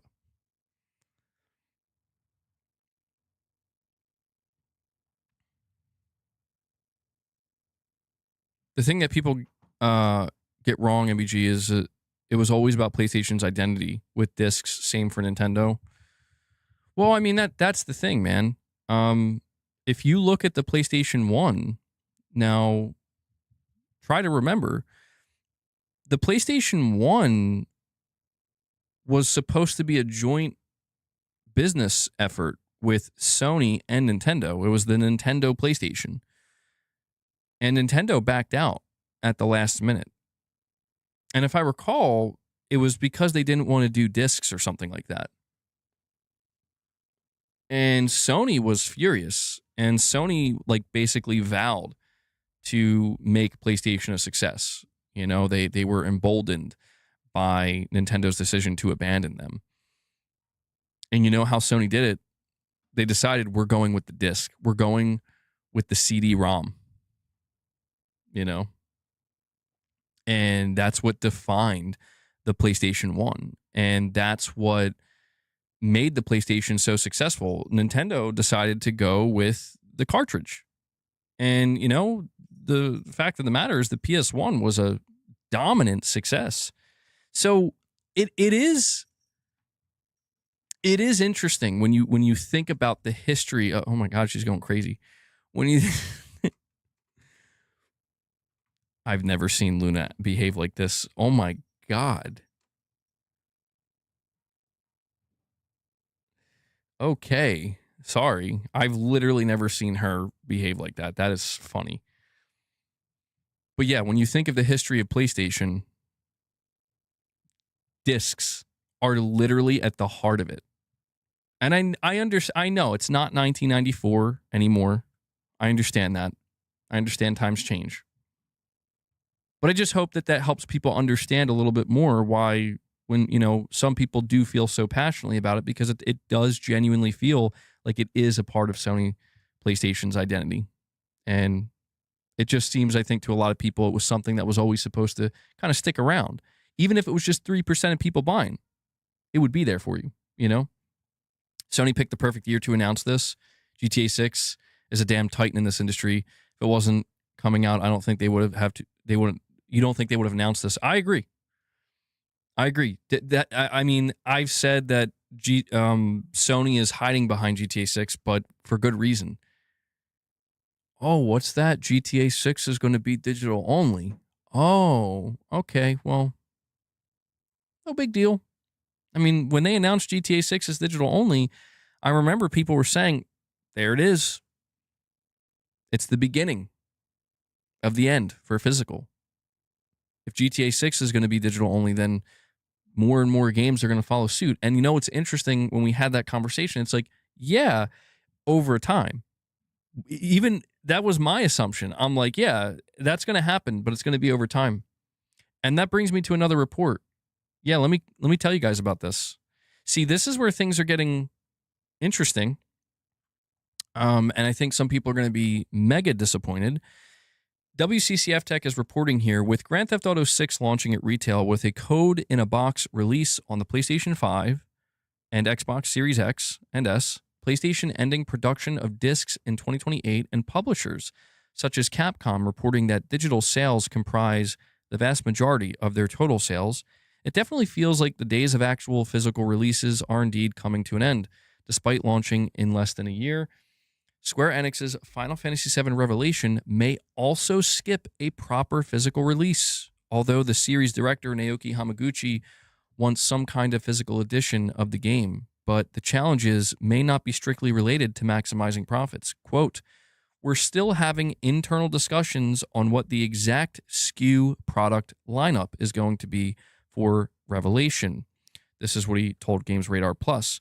So I can't say anything particularly definitive at this point in time, but I am working to make the arrangements to allow us to have some kind of physical edition. Despite the shift to digital-only releases, Hamaguchi believes that a physical release is always going to be available in some form. He says, quote, "Maybe you will have a box with a code inside of it, or maybe key cards like Nintendo's doing, or a boot disc or something. I just feel like there will always be something, and I hope there will be." So I think this is quite a surprise for Final Fantasy fans. I say this because, Revelation, the assumption is that every PlayStation 5 game, the AAA games that is, they're going to be getting physical releases for the last year. But now we're hearing that Final Fantasy Revelation might not be. I got to say, even I'm a little bit surprised. I mean, it's almost like some publishers are like, okay, well, let's just do it now. It's quite unfortunate. You were hoping that the FF7 trilogy would complete disc. Oh, like the whole trilogy with all the discs for the PS6? Yeah, and doesn't seem like that's going to be the case. Capcom says it expects 95% of its game sales to be digital next year. Mm-hmm. Do I use Spotify / Apple Music? I use YouTube Music, yeah. And I know I don't buy my music physically, and I get that. But isn't that kind of ironic though? Like, you can still buy a CD and a vinyl. I know it's a little bit different, but it is ironic to me that if I wanted to right now, I could go buy a Soundgarden CD right now on Amazon for probably like $10. It's interesting. But this is the same company that went and got 2 discs for their games. Nobody really did that. Yeah, and they kind of like bragged about it a little bit. But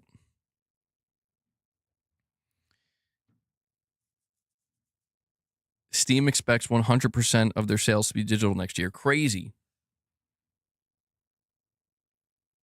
That is crazy. Let's hear what Jaffe has to say. We're sure about that?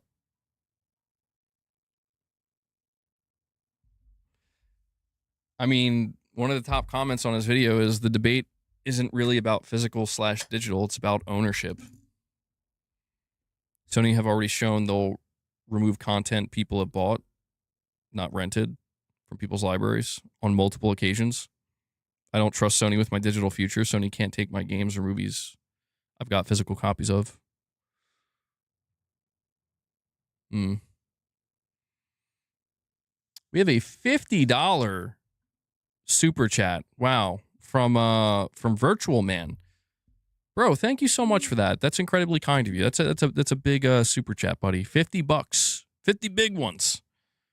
And he said, and yeah, thank you. He says, the big reason why everyone's so livid about the digital-only future is the lack of consumer protections for their purchases, and Sony so far is not offering any support for physical buyers. It's like they're expecting us to drop everything for the PS6. Yeah, that seems to be the kind of, I would say, the true black cloud over the situation, right? Like, as time moves forward, as the days go by, the weeks go by, more and more people, I do think, are just kind of like, I guess Sony's really going through with this, and there's nothing we can do about it. And people are beginning to evaluate if they're going to invest in a digital only ecosystem, which one do they feel most comfortable in? And I do think that for some people, you know, these types of things, digital ownership, we had an virtual man. I don't know if you were here for yesterday's stream. If not, when we're finished here today, I would recommend checking it out because we have a whole section where I talked extensively about this, where I was talking about the idea of everybody wants ownership in the digital space right now. That's the big thing that everybody's kind of pivoting towards. Like if we have no choice but to accept no more physical games, no more physical discs, there's nothing we can do about it. What's going to happen is going to happen, and what's done is done, right? Then the next thing we all move to is Sony giving us some type of ownership of our digital goods, right, that we're buying. But I talked extensively about Steam, and I talked about how there are so many Steam players, and I mean millions of Steam players, that they're fine not owning their games on Steam. They're happy to continue to buy their games on Steam, spend their money and their time on Steam comfortably. And Titus, you're the one who you put it aptly, I would say, where you said it's not necessarily always about ownership. It's about ease of accessibility, assurance of accessibility, right? Where if you make a digital purchase, I think what the average person is truly going to care about is, am I going to have access to this indefinitely? Or do I have to worry about you taking it from me? And that's the thing. If a company doesn't give you any reason to worry that they're going to take it from you, that's usually good enough. Steam literally has proven that. But that's kind of the problem with Sony, is Sony's this is why I've been saying, like, Sony's reputation in this regard, their reputation when it comes to how they handle things digitally and their digital ecosystem since they started with the PS3 and the PlayStation Network, it hasn't been great. And they haven't done themselves many favors. And I had this whole conversation yesterday, Virtual Man, about the only thing that I believe could sway people right now for the PS6 in a really meaningful way that would make them reconsider, like, oh, maybe I will. Maybe I am a little bit more interested in the PS6, even if it's digital only, is if Sony comes out and announces major pro-customer, pro-consumer, forward-facing changes to the PlayStation Network as a whole, to the PlayStation Store experience, to the digital buying experience, to basically try to either match Steam or do better than Steam, if that's even a possibility for them, right? But this is one of the bigger complaints you see from people who have already accepted that this is what's happening. There's not going to be physical discs. They are basically saying, like, Sony's not equipped for this. They're not built for this. Literally, they're not ready. They're doing it too soon. They don't have the trust. They haven't earned the trust yet. And you have to wonder if Sony has this mentality that, oh, we're going to earn your trust over the next year and a half. I'll repeat what I said yesterday. I would hope so. That's what I would do. If I was Hideaki Nishino right now, I would be sweating bullets, but also very determined. Like, we need to convince people that the PlayStation ecosystem and the PlayStation Store is just as good, if not better, than Steam. It's a massive undertaking. It's,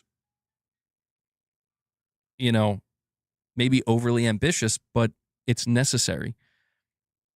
You're taking away the option. You're taking away discs. But I just fear that that's not what they're doing. And the reason I say I fear that is because, well, think about it. What led to this? Did Sony have to bend over backwards to convince the majority of PlayStation players to buy digitally, or did the majority of PlayStation players decide to buy digitally on their own? And that right there is pretty much what says it all, right? Sony didn't have to come out and give you a better refund policy.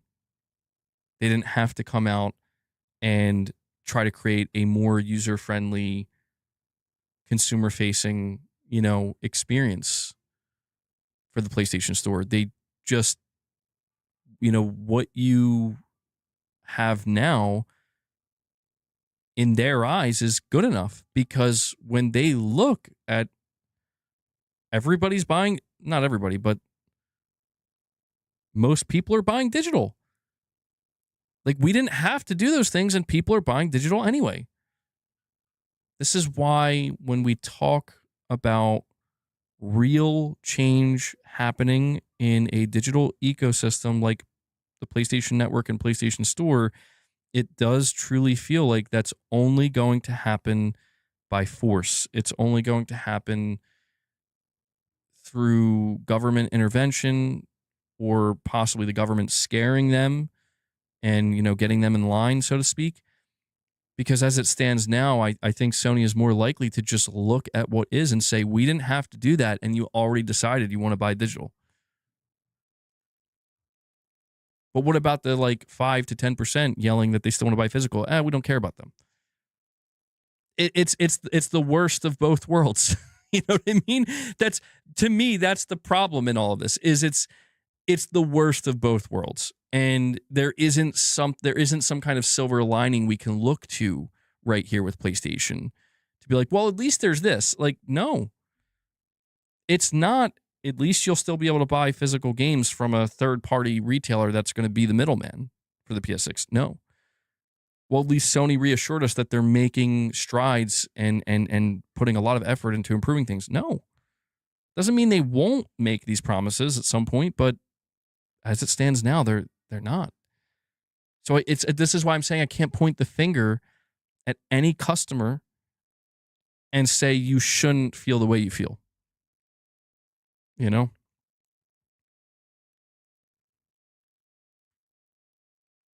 Well, MBG, if you want a recap of the future PlayStation games you won't buy/play, I'll recap them for you. What do you mean? Well, that's the big problem in all of this, right? The big problem in all of this is that if you're somebody who loves video games, you're being put in a position.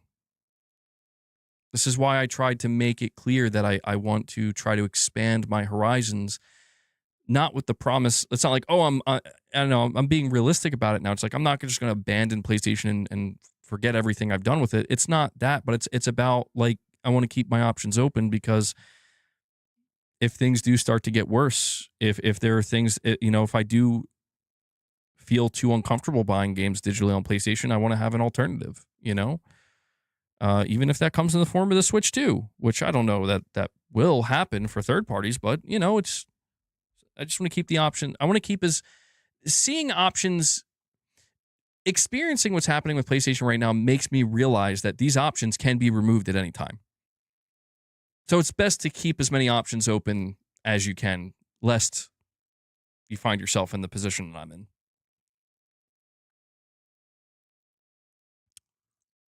We have Josh Z with a $5 chat. Thank you, buddy. He says, can you read my last regular chat, because I don't hear people talk about this aspect enough? Yeah, give me one moment, Josh. I'll bring that up for you. I probably missed it. You're saying, I think a part of the reason why most people don't care is because, unlike other forms of physical media, games have no difference. A vinyl record, for example, is very different from digital music. That's a great point, Josh. Actually, that's a fantastic point that I actually haven't thought of. You're right. There is a literal benefit to the end user experience in purchasing a vinyl and buying a high quality record player. The listening experience is vastly improved. The quality of that listening experience is improved. Streaming a FLAC song is better than listening to it on vinyl. Is it really? I don't know. I would have to look into that.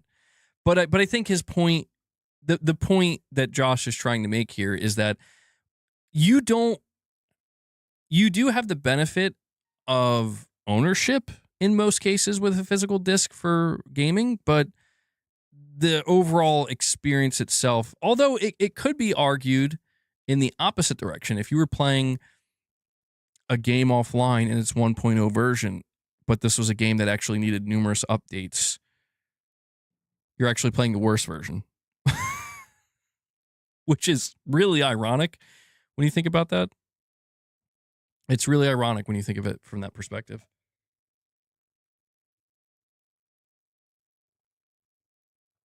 PlayStation support is the worst support out there. It took me 1 month to recover my ID.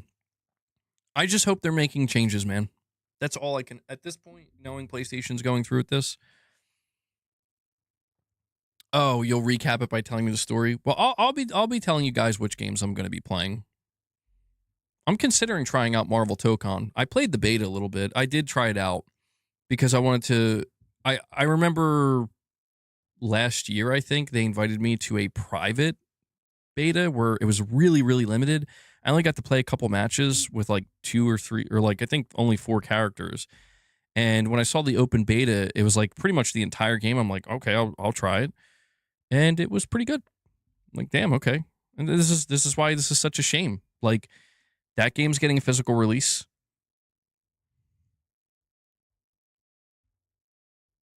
I mean,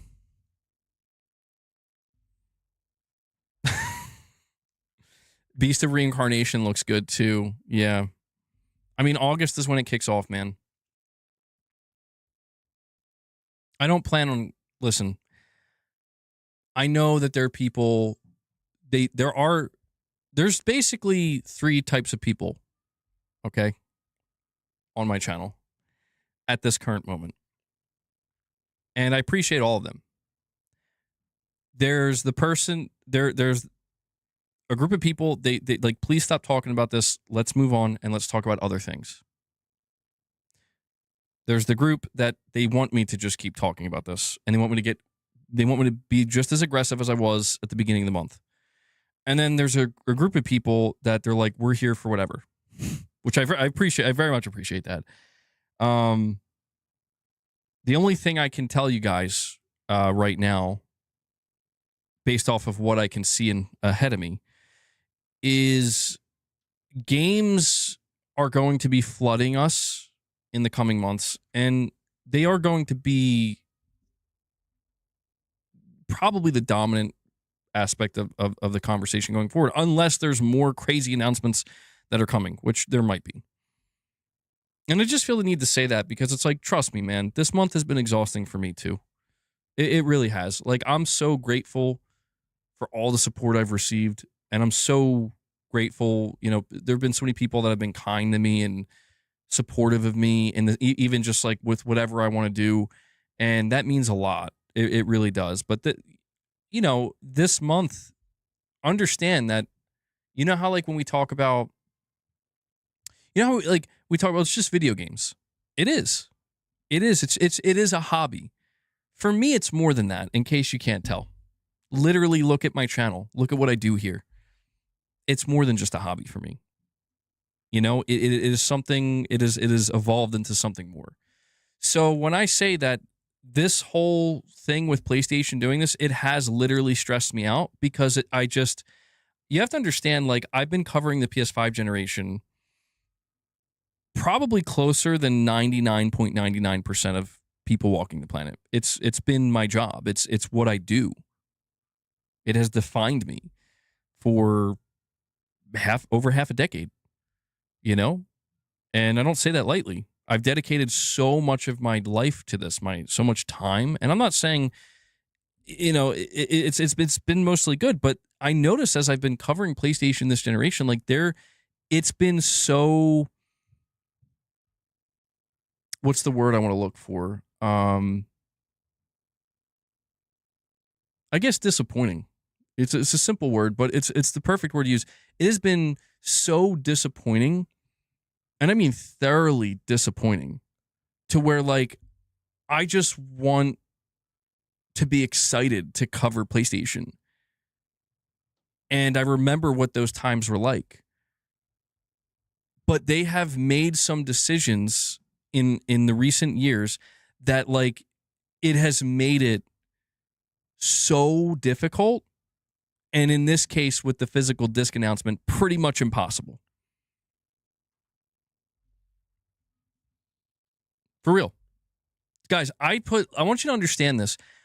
I spent the first 3 weeks of this month, every single video on my channel that I put out has been calling Sony out, talking about the situation.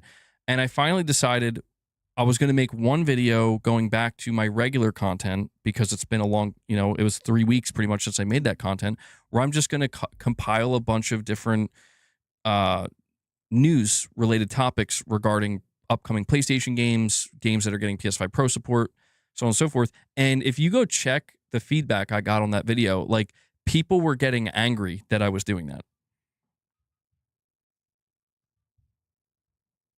Even though from my perspective, I'm like, dude, I still have a responsibility to the 100,000 plus people that have subscribed to my channel expecting PlayStation news,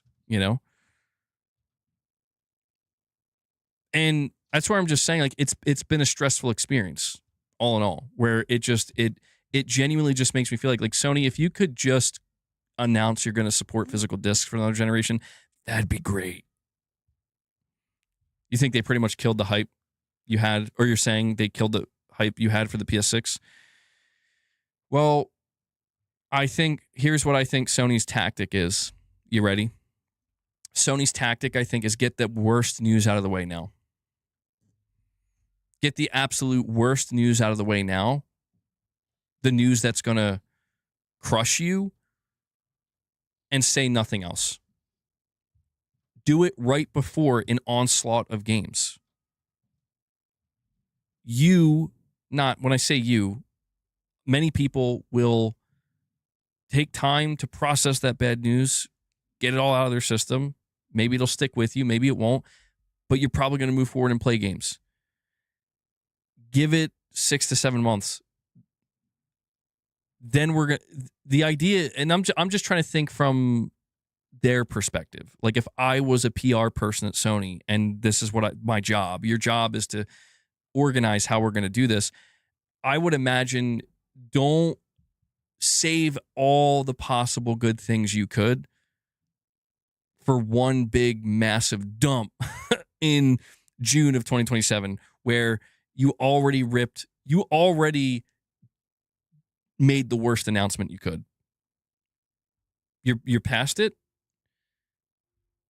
Now you go crazy with, here's all the reasons you might want to still be hyped. Not be hyped, but we know you're coming into this with the mentality of no disc, no buy. Not buying a PS6. We understand that.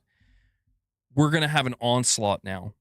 We're just going to beat you over the head with 100 different reasons why you might want to reconsider. And those reasons could vary they could go from games all the way to new policies and everything in between. That's why I'm saying what makes this time so ultra shitty is Sony's not saying anything. They're not saying we are only left to assume Sony will do that. And they probably will. Unless they literally want to kill the PS6, they will have to do something. But that's a ways from now. And so it's going to be interesting, man. It's going to be interesting to see how it's handled. And I don't know. It does feel like a certain threshold was crossed, though. Important question. Would you rather hear this news at the time Sony announced it or when they announced the PS6? I mean, fuck, man. Well, let me answer that question, Erfan. I was going to make a joke, but if I'm answering it seriously, if it's this is happening no matter what, this is the better way to do it for everybody. Brace yourself. We're giving you time. our partners, the players, announcing it the day of would be an Xbox One level event of like, oh, I don't think you guys understand what you just did. So they probably thought about that very more than anything. Like, this is the worst announcement we're going to have to make. Do we do it now? When do we do it? Do we wait? So, listen, man. Love Sony. Absolutely hate Sony. They know what they're doing in this regard. I hate to say that, but I say this as somebody where I thought I was going to be able to like turn it over on them. I really did. Like I thought I could rally enough people, not me alone, but I'm just saying, at least with my small channel here, I thought we could turn it over because I'm like, no. Like I knew what they were doing. The moment I'm like, no, oh my God, you're doing this. I knew it immediately. And, you know, I would tell you guys, like, don't let them get away with this. Because they were, you know, they were ready. They were fortified, man. Does my video today have a spelling mistake? Dang. I appreciate you pointing it out. I didn't know. And that's true too, Titus. That's another interesting way to look at it, where it's like, it does kind of, this is a better way for them to do it. So if you're somebody who's like, I don't want to partake in a digital only Sony future, you have time to decide what you want to do. So there is that benefit. But I won't lie, like there is a bit of weight in the air. And I know this sounds a bit dramatic, but I'm just being honest. And like all the games that I'm excited to buy and play,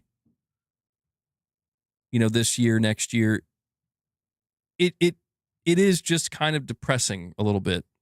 Maybe, you know, maybe a lot in some instances, to know like enjoy it while it's there, man, because after this, you're not buying physical. You're not going to have discs anymore. You're not going to have physical games anymore. It's over. And it is, you know, it's strange to feel that, because what makes it strange is like, I always knew that day would come eventually, but I genuinely thought like I would be much older. Like I thought I'd be in like my 40s and 50s or something, where it's like, yeah, it's finally happening. 99% of people are buying digital. It's over. I'm like, oh, okay. So it's just I would have never expected that going into the PlayStation 6 generation. It's like, you better enjoy it now, man, because this is the last one. And it's unfortunate. You know, if I had it my way, I would reverse this decision and get people excited about the PS6 again. If it was up to me, that's what I'd do. Maybe not the smartest business decision, but I'd be like, guys, do you want PlayStation to actually not survive, but like, do you want, understand that what you're accruing is something, it's goodwill, and goodwill you can't put a price on. It may not yield the best results all the time for your bottom line, but it makes a difference in the long run. And like, if something bad ever happens to you and you're down and out, and you need a loyal group of people to prop you up, those that you showed that you listened to, and the goodwill that you gave them, those will be the ones that do that. But is that going to happen? I don't know. We don't know. We do not know. Jay Plays Casual with a $5 super chat says, do you feel that if Yoshida was still there, things would be different? I think he would have pushed back against live service and focused more on single player IPs. Yes. 100%, Jay Plays. Shuhei Yoshida pretty much confirmed as much. You know, he said it in so many words in a couple of interviews, either last year or the year, I think it was last year. And he was saying that, like, he was asked to, you know, like, we want to do live service. And he was like, I'm not doing that. And so his ultimatum was, you can either leave the company, or we can give you a position for indies. And he, you know, he chose the indie position, which is what he did a great job with. But yeah, Shuhei Yoshida, he was pretty much against it. And so if he was allowed to remain in charge and be the one to make the decisions, we'd be looking at more single player games. And I don't want to say no live service games, but very few. Hold on, my YouTube studio just crashed. And it's taking a really long time to load back. I don't know if it's...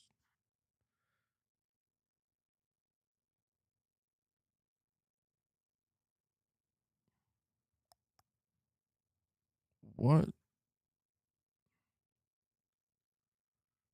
Sorry, it's just weird. I can't see anything. Oh, there we go. Why does it do that? What did I say? Did I say live surface? Did I say live surface? Is that what I said? Live service. My bad. You guys know what I meant. By the way, if you are enjoying today's stream, please take a moment, hit that like button for me. It really helps.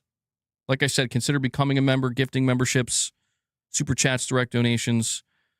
They all help.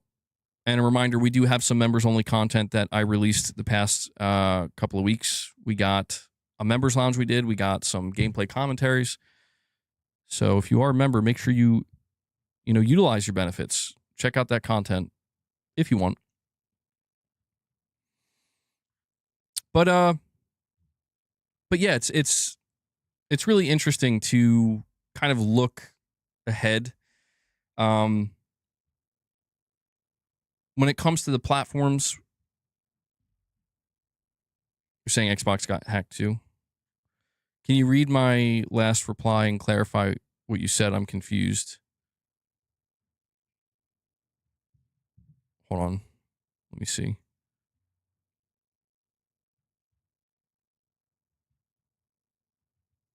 Wait, so all Sony has to do is wait for the percentage to go up and then you'll be fine with it? No, wait. No, listen. I'm trying to explain digital. I think you're kind of, I think you're being a little bit trollish right now. I'll be honest, but I'll clarify. If we reached a point 10 years from now, 5 years from now, where the data comes out and it says literally 99% of people are buying their games digitally. 1% of people are still buying physical. By that point, less and less games would have gotten physical releases. My disappointment, my sadness over, wow, okay, nobody wants to buy physical anymore, is exactly the same as it is now. The end of an era. It feels to me like it shouldn't be this way. In my mind, there should always be that option. But if almost 100% of people, literally almost 100% of people, where it's like you truly are, I mean, dude, you are like the major outlier here. I would not realistically expect Sony or any other company in that instance to just serve me. And the very, very, very few. That's why this whole thing is in my opinion, it doesn't make it okay. My opinion on the matter is physical should always be an option. I don't see why it shouldn't be. To me, it doesn't have to be one way or the other. But it's like if this is where we ultimately were going to go, and it wasn't necessarily my choice, but it was the collective choice of the whole that is the gaming industry, where it's like, again, man, 99.99% of people are buying. I could cry for a day, maybe a week after that. There's nothing to cry about because it's dude, you're like one of the only ones. So either leave or let's go, get up and go. That's why I think this is a problem for Sony, where it's like, dude, I understand that the majority are buying digital, but there's still clearly enough people, and they may be the vocal minority, but just because it's the minority doesn't mean it isn't a consequential percentage. Even if it is 10%, that's 10%, man. That's 10% of the entire player base. But in a lot of cases, it's more than that. Sometimes it's lower than that. It depends on the game, but it's there. We're not at the 95 to 100% yet. We're not there yet. Unless there's something I'm unaware of. But I know we got the data for this year, and I know that, you know, I know that the data we got this year, it's doesn't fall in the favor of physical buyers. But I don't know, man. I thought we were going to get one more. I was ready. I'm going to be collecting as many physical PS6 games as I can. It's going to be awesome, but Sony knows they can get away with this. Otherwise, don't think they would have announced it. Yeah, and yeah, we're going to get their earnings soon, so we're going to know. But it is possible. I know. It's shocking. It's shocking. Turns out I don't know everything. This is news to me. No, but it's something like, again, if we go back to what Alana Pierce said, Sony put the most strict guidelines and rules on their employees that they ever have, because they're not dumb. Like, they knew. This is how, see, to me, that confirms they knew they were doing it a little bit sooner than people expected, because they're like, people are going to fucking erupt and you're not saying nothing. You are not allowed to talk about it. You're not allowed to acknowledge it. You will get fired. And I don't think Sony would have had to have done that, put that intense restriction on their employees if the time was right. That's just my opinion on it. But MBG, the financial gains for leaving those 10% are higher than what the 10% will ever make for Sony. Yeah. And that's a simple way of putting it, Tarnish, but you're right. It's another reason why it's being done. It's like, we're going to make more money without you somehow. And that's, I think what Sony's probably assuming, and, it's hard to blame them based off of player behavior as a whole, but like, they're probably assuming, like, you're going to be mad, you're going to be pissed, and you're going to have a big problem with us, but you're probably still going to play the games you want to play. And they're banking on what fundamentally I think everybody is banking on. And when I say everybody, I'm talking about the like, all these companies that make it. It's like, but you want to play the game, right? I'm not saying it's right, but it's just, the people who have to resist, they have to be so angry, man. And I noticed that. And it's a tough thing. Like, you basically have two options. Either continue to be in the space, find an alternative, but be angry and annoyed because you realize, like, this isn't changing. Or you literally, and you have to wonder how many people actually do this. You can't quantify them, at least not in this space. Maybe on a spreadsheet somewhere you can. But, like, your only other option is, like, literally stop. Just leave. Like, you're done gaming. I'm out. Like, I'm not involved with I'm just done. It's not a hobby of mine anymore. That does happen. And I thought about that. I really did. But I'm like, I can't do that. I could play my games elsewhere. Absolutely. Which is why, like I said, I'm expanding my horizons a little bit. But it is just the way it's always been in this industry and in pretty much all entertainment industries. The thing about people is they love their entertainment. You know why? Because entertainment is pleasurable. Entertainment feels good. Entertainment, it's something that people love. It plays such a big part in people's lives. And so I guess it kind of makes sense that it's almost like a drug. I mean, I know that sounds intense, but think about it. It's like, the reason why entertainment feels so good is because of the chemical reactions it elicits in your brain. And that's why you want more of it. That's why you look forward to it. And the idea that these those who are manufacturing and in control of that entertainment, they're going to be like, well, we want a little bit more from you. These companies are like dealers. Zombie Dragon, a member for 38 months, he says Sony's not going to change their policy literally right after they announced it. They also said, hey, 500 movies, if you bought them, they're just gone. Yeah, and that, I've talked about that too, and that the situation with the movies, it does truly highlight how, like,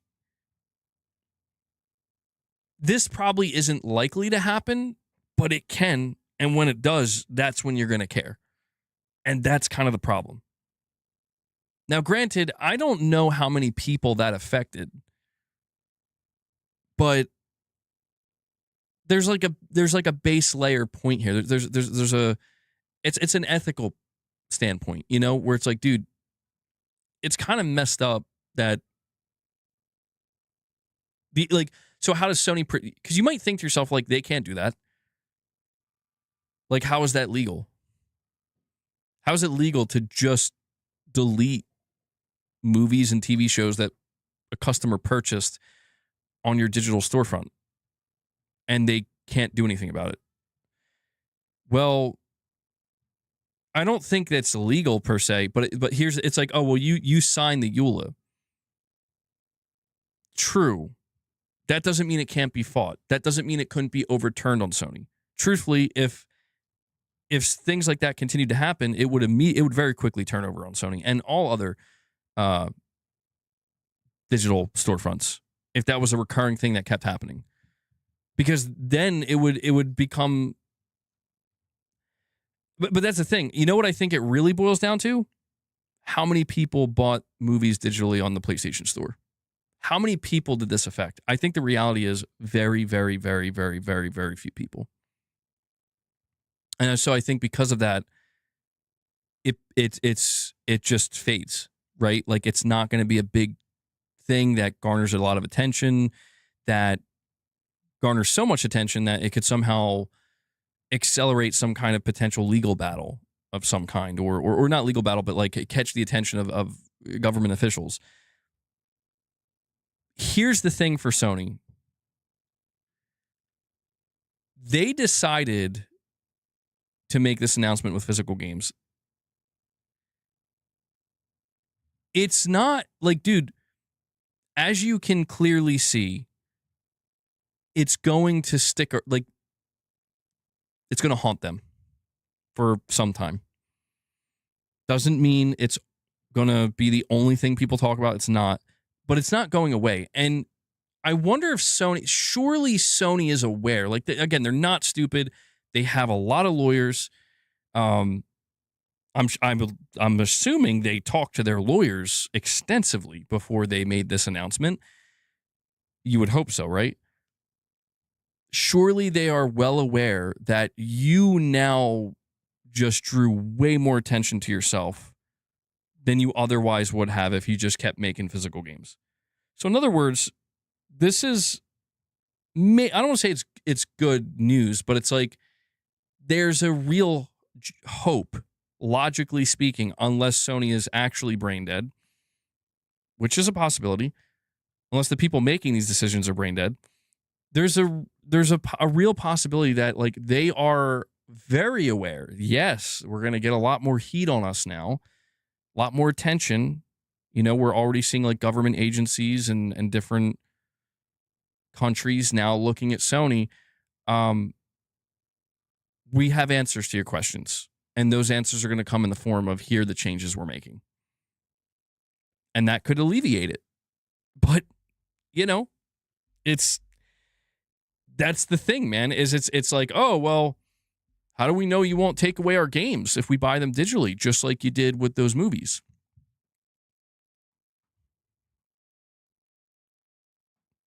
Good question.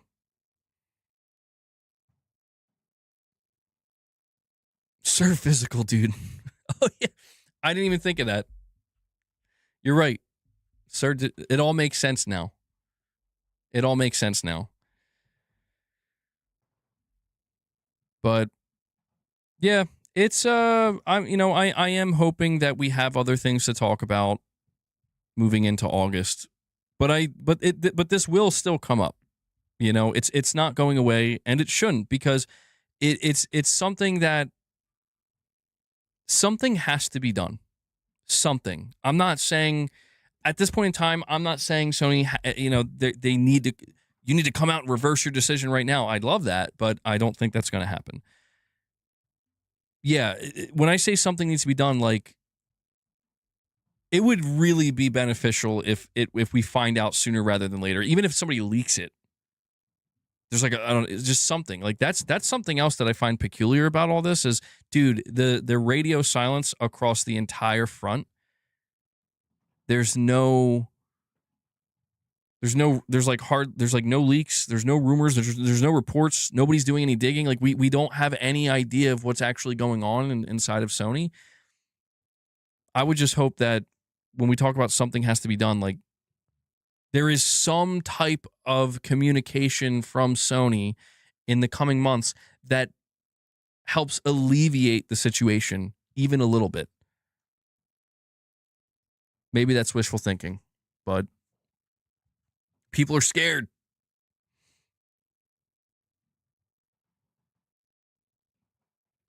But we do have some game news, guys. All right? We do have some game news to go over. We talked a lot about the platforms. First up, want to let you guys know, if you are looking forward to Marvel's Wolverine, apparently it has been confirmed that previews and impressions of Marvel's Wolverine are coming out August 13th. So a bunch of content creators who attended San Diego Comic-Con, I believe, got to go hands-on with the game, and they'll be able to share their thoughts. And I think people are really curious about Wolverine because they want to know, like, I saw somebody in a comment today, they were like, it's Spider-Man with claws. And I'm like, I don't think so. But yeah, people are going to want to know, what is the next Insomniac Marvel game that's not in the Spider-Man universe? How different is it going to be? Does it really feel like Wolverine? Does it feel distinct? Does it feel different? Based off of the gameplay I've seen, I think it looks fantastic. I can't deny. I think Wolverine looks fucking amazing. It looks like the ultimate Wolverine game I've been waiting for. And I have seen some hate for Wolverine, and I don't understand that.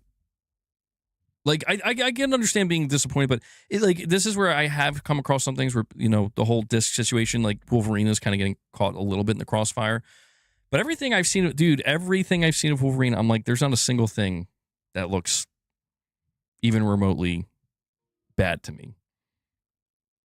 It looks like Insomniac's going to make maybe the ultimate Wolverine game. Got to be honest. I'm feeling pretty good about it.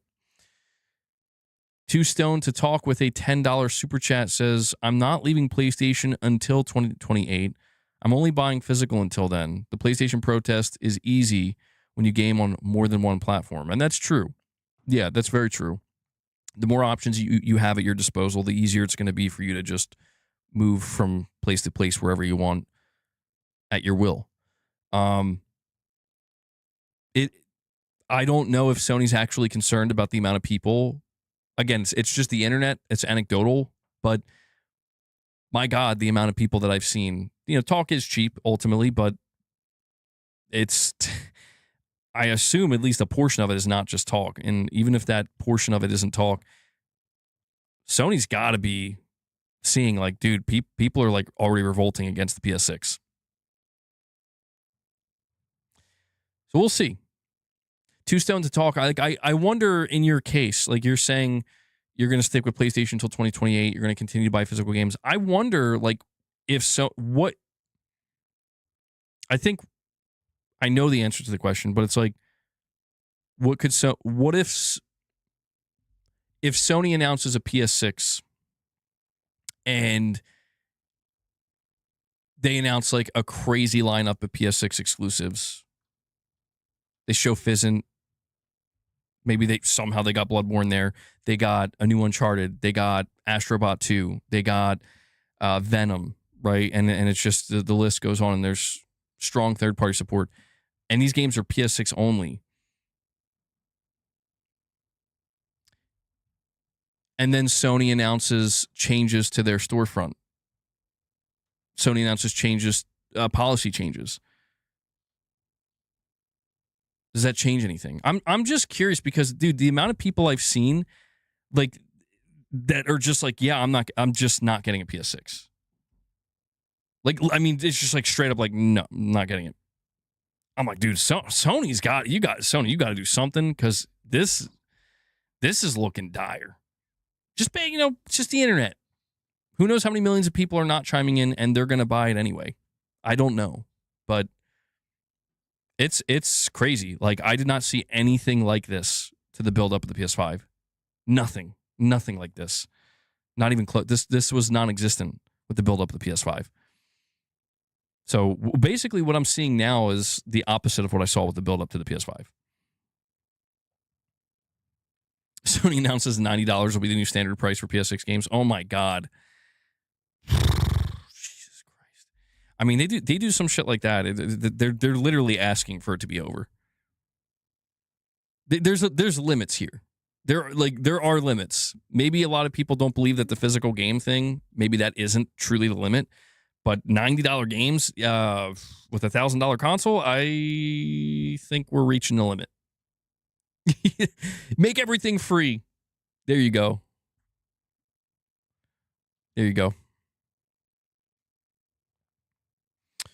All right. But yeah, Wolverine previews coming out the 13th. I'll be looking forward to covering those with you guys. Digital buttons.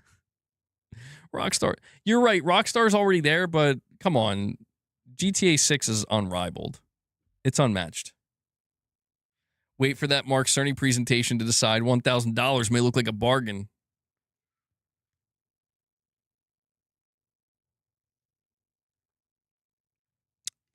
We're going to see. I mean, listen, man.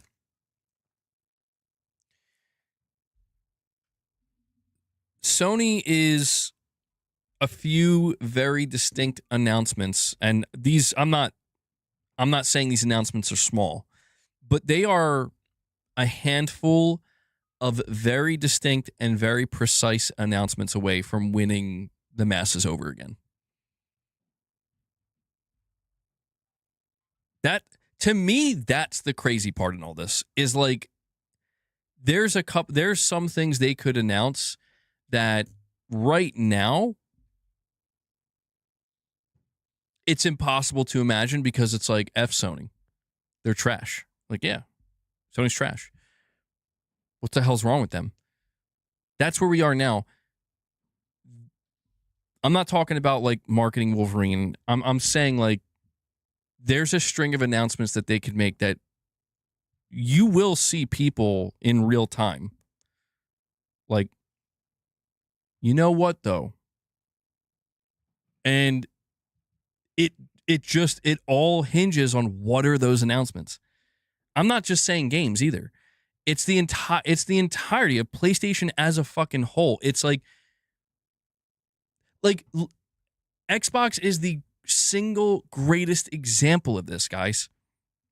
And we have Corey, the legend Landiga, coming in out of nowhere, doing what he does. I'm no hero. Never and he was. drops 5 member gifts for you. Never will be. And takes us to 7. So we're not making huge progress on the members today, but Corey does add to it. And I do want to take a moment, again, if you get gifted memberships, guys, we've been producing a ton of member-exclusive content. I say a ton, but like we're building a catalog of member-exclusive content. So if you do get gifted, go check that out. You are now entitled to it. And if you enjoy it, consider renewing your membership. We got those exclusives. Trophy unlocks you weren't able to get one. Mini Tom still hasn't gotten one somehow. Domingo's got one. Azar got one. Seeing a few names that I recognize. We'll see if Boss ends up coming down here, Corey. We'll see. Sometimes he does. But thank you for that, man. Always appreciate the support. Tarnish, you're saying MBG PS6 won't be selling a lot because it'll be too pricey. There's no way you can prove that its lower sales will be the outcome of no physical games. Is that true? Well, no, it'll just be a contributing factor. For sure. It will be a contributing factor, but this is why I'm saying, like, right now we have all the reasons why you wouldn't buy a PS6. And that's why I'm saying, like, think of it like this. It's almost like it's like a turn-based RPG, right? Where, like, you're in a position where the opponent, I guess in this case it would be, let's see if I can actually execute on this analogy. It's a turn-based RPG in the sense that Sony hasn't gone yet. You see what I'm saying? Like, we've seen multiple debuffs applied to Sony. They've applied a debuff to themselves somehow. They've taken a lot of damage, and it's looking like, yeah, this is only going one way for them. But when it's their turn to do, to execute whatever it is they want to execute on, this is why I'm saying, like, people underestimate, and this is why I'm highlighting Xbox. We need to understand that Xbox literally killed their brand. Twice. Okay? They killed it at the beginning with the Xbox One, and then they somehow killed it again at the end of Phil Spencer's tenure as the CEO, where he, like, his departure was like, yeah, we're just putting all our games on PlayStation. We don't care anymore. Pretty much, like, yeah, we're going to make a console, but it's a PC and you can play Steam. We don't care. So it really, like, Xbox died numerous times, and yet they came out, they bought ABK, they did Game Pass, they told you Game Pass was going to be amazing, and everybody who partook in Game Pass, that was going to be amazing. They did all these things, and I remember I was here to witness it all. I'm like, bro, it's fucking over. I said this over and over and over again because that's what I was observing. I'm like, look at what's happening. It's over, dude. They killed their fucking brand. Meanwhile, here it turns out, we got a new CEO, we're doing the great reset, and now there's more positive. Now, granted, there's still a lot of negativity. They're nowhere near making the comeback yet, but it's like, I've been, like, shocked to see, like, oh my God, people are actually, like, kind of okay with this as a whole. Not everybody. And they're still making mistakes. But I'm just saying, it's like, how is this even possible? And it just goes to show, man, like, it's not over till it's over, and all that needs to be done is they just got to make a couple announcements. They just got to say a couple things. Xbox's problem is they say too many things and they end up putting their foot in their mouth. But that's the point that I'm trying to make, is, like,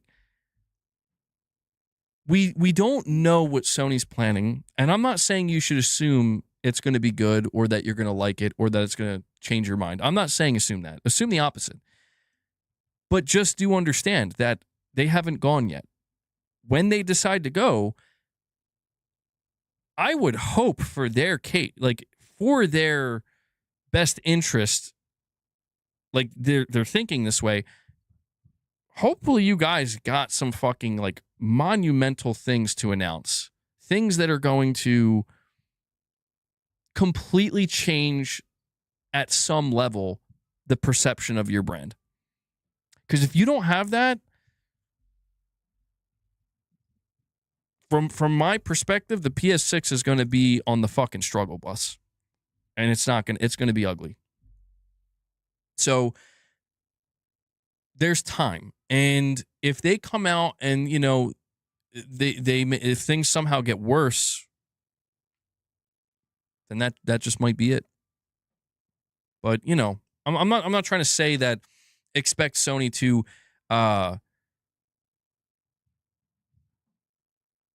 I'm not saying you should expect that if you're completely against getting the PS6, you're just going to actually be completely on board with it. I'm not saying that.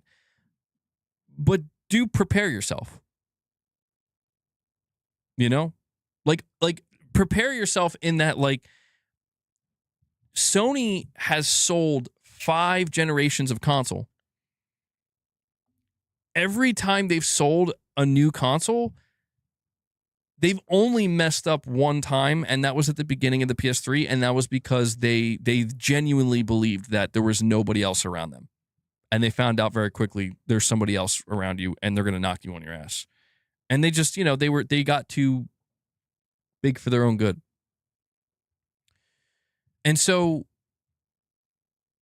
I'm just trying to explain to you that they're going to try to sell you a product.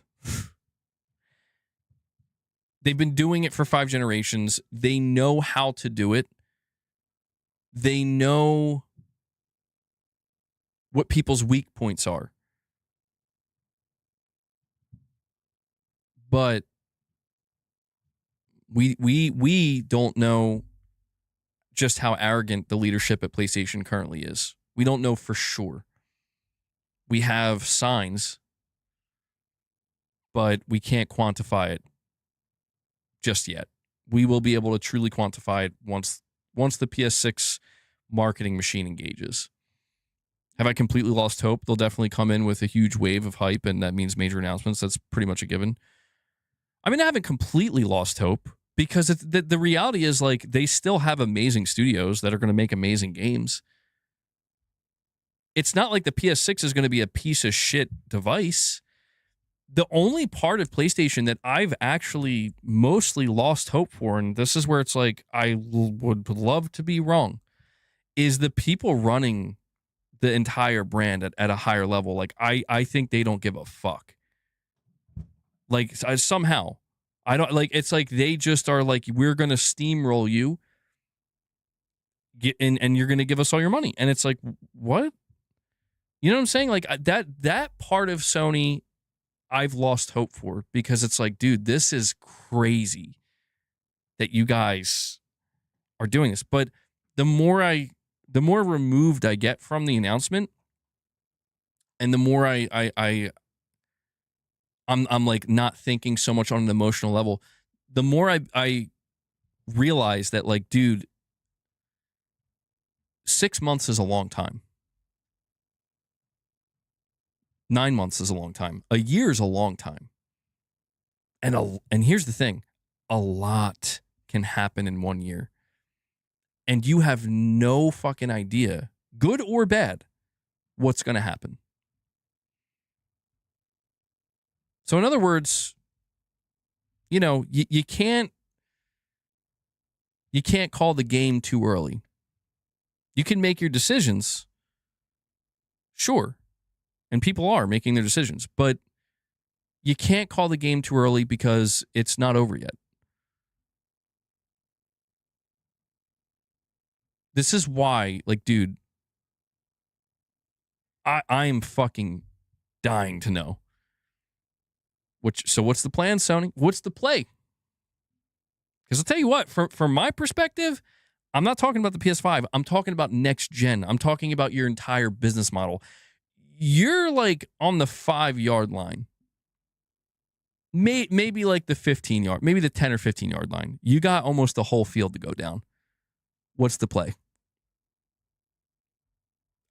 I feel like them announcing the end of physical discs, it was like the equivalent of like fucking, is like getting, they were on the maybe like the 30-yard line, and then they got Hiroki Totoki.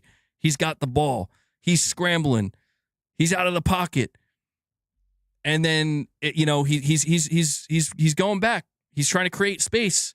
He's looking for a receiver. He's not finding anybody, and he gets sacked at the 1-yard line.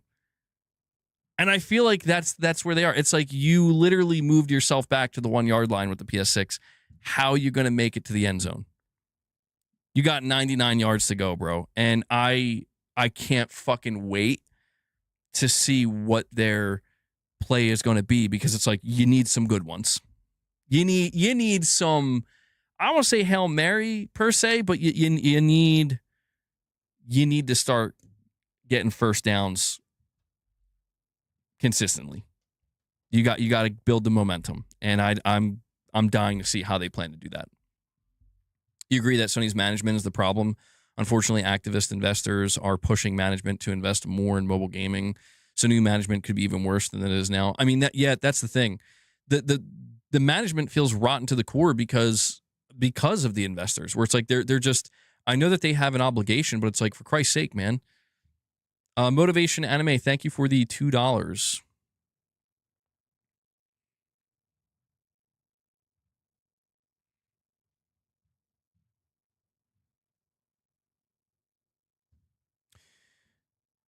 Here's something that's worth keeping in mind. And I'm just saying this because it's like there's like a I guess we could say there is a really cynical view of this where, you know, these executives that are planning for the PlayStation 6, they're just looking to get theirs and get out. And whatever problems they create, the next guys, you know, they can take care of it. The reason why I don't think that's currently what's happening, because it's like, dude, Hideaki Nishino has been the head of Sony Interactive Entertainment for 1 year. Unless he's planning on leaving after announcing the PS6, which is a possibility, but unlikely. Herman Hulst clearly doesn't want to leave, because he would have left already. I mean, he clearly wants to be there. Hiroki Totoki has only been the CEO of Sony for, I think, about a year as well. And obviously, he doesn't want to mess things. He doesn't want to make things worse. But it's just like, my greatest fear with Sony, and this is where we are right now. My greatest fear with Sony is that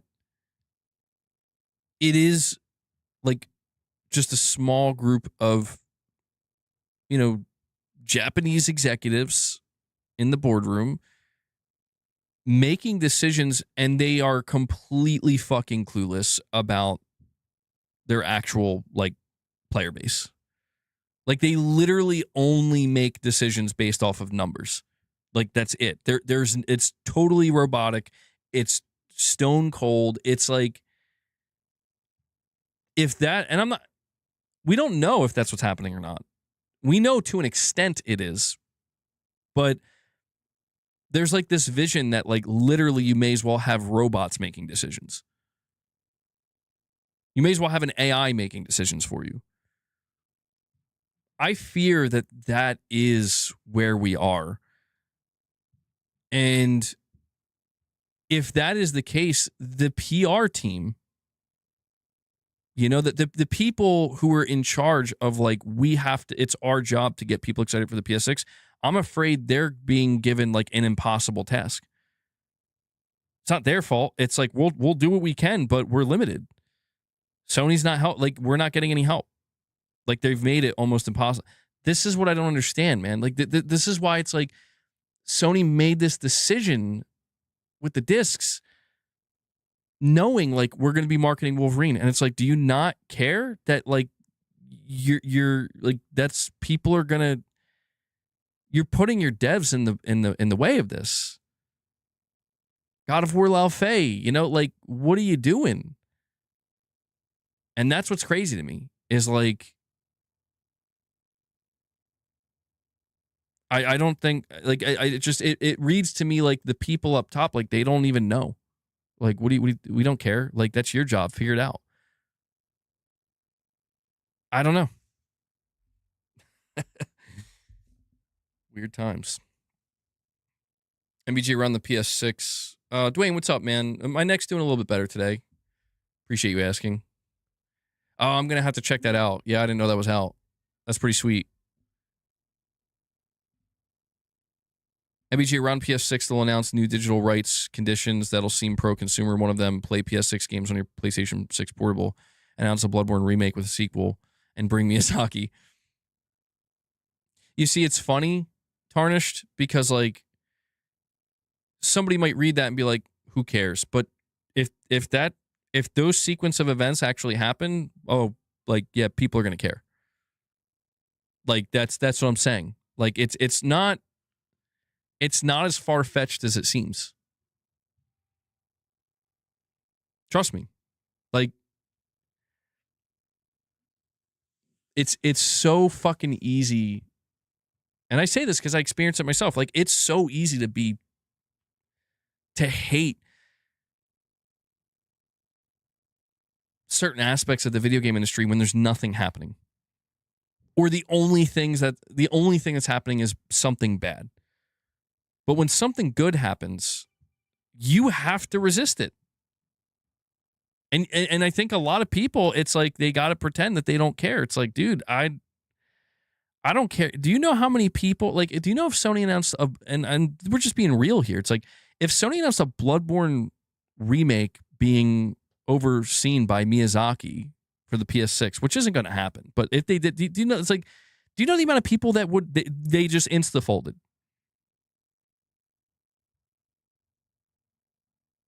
That's the dynamic that's always been at play. That's why I'm saying, like, in my opinion, the only people who actually get out with their integrity truly intact in the long run are the people who quit gaming.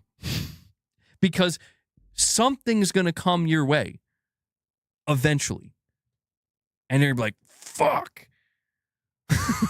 You know, it's not a matter of if, it's a matter of when, and you don't know where it's going to come from.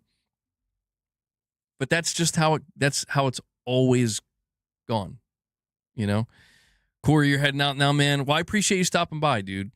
I appreciate you stopping by. And thank you for the member gifts, bro. It's much appreciated. Hope you have a good rest of your day. Perfect Image with a $2 direct donation says, this is a real question. Did Jim Ryan know this? Is this why he left? This is a serious question. No. Anything that's happening now, Jim Ryan was not a part of, and these decisions were not probably in place when Jim Ryan was there. There was a different CEO. Herman was still there, but that's about it. You're saying gameplay trailers out? Which gameplay trailer for what?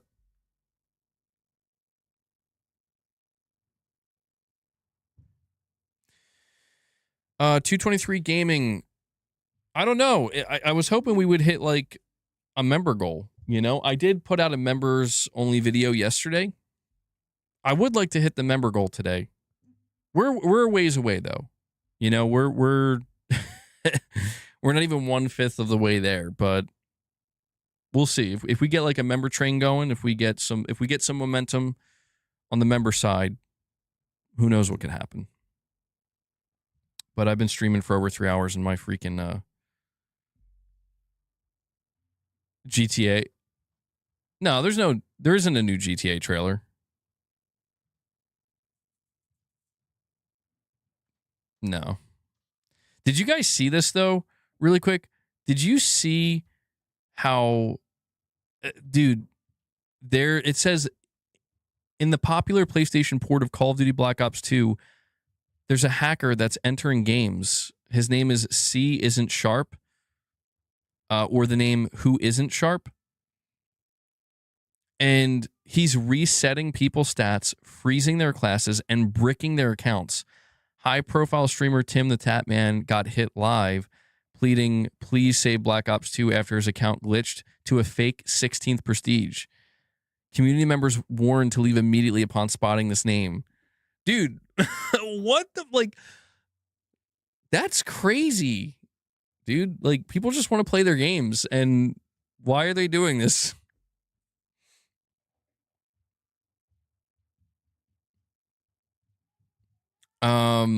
If Sony shows anything Bloodborne, you'll see grown men screaming like yeah, that's very true. That is very true, man. You hope hackers continue to make life hell for Call of Duty players. Well, that's kind of mean.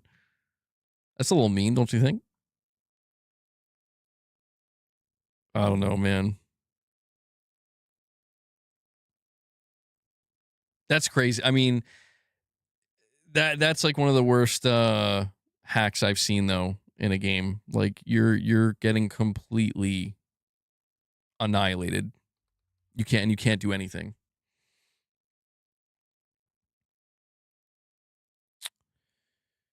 But yeah, man,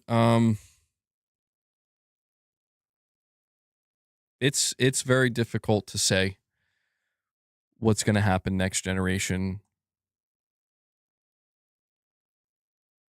Can't deny that there's going to be a lot of amazing games.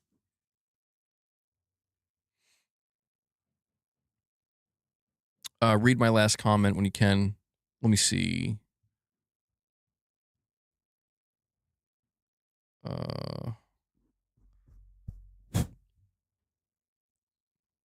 I'm looking for it now. Give me 1 second.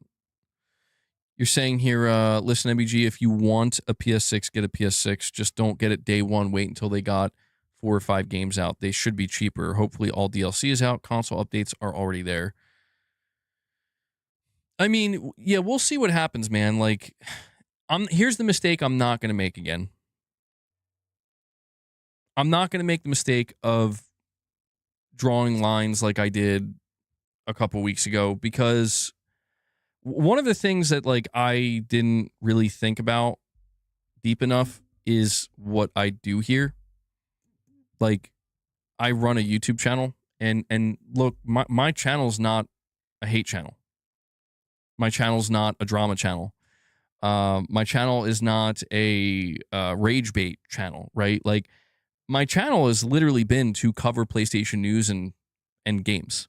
That's what my channel is. That's literally what my livelihood has been based around for the last 6-7 years. Oh, 6-7 years. Jesus. I didn't quite think about, when I make like a declaration, like I'm not buying or doing anything. It's like, well, I could do whatever I want, but I just, I started to realize, like, between that and my personal desire to want to continue to play video games, I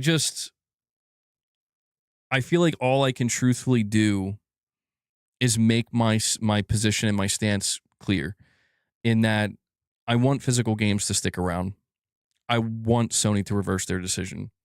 If they're not going to, I want them to announce changes in their policies and how they're going to make their digital storefront and ecosystem significantly better than it currently is.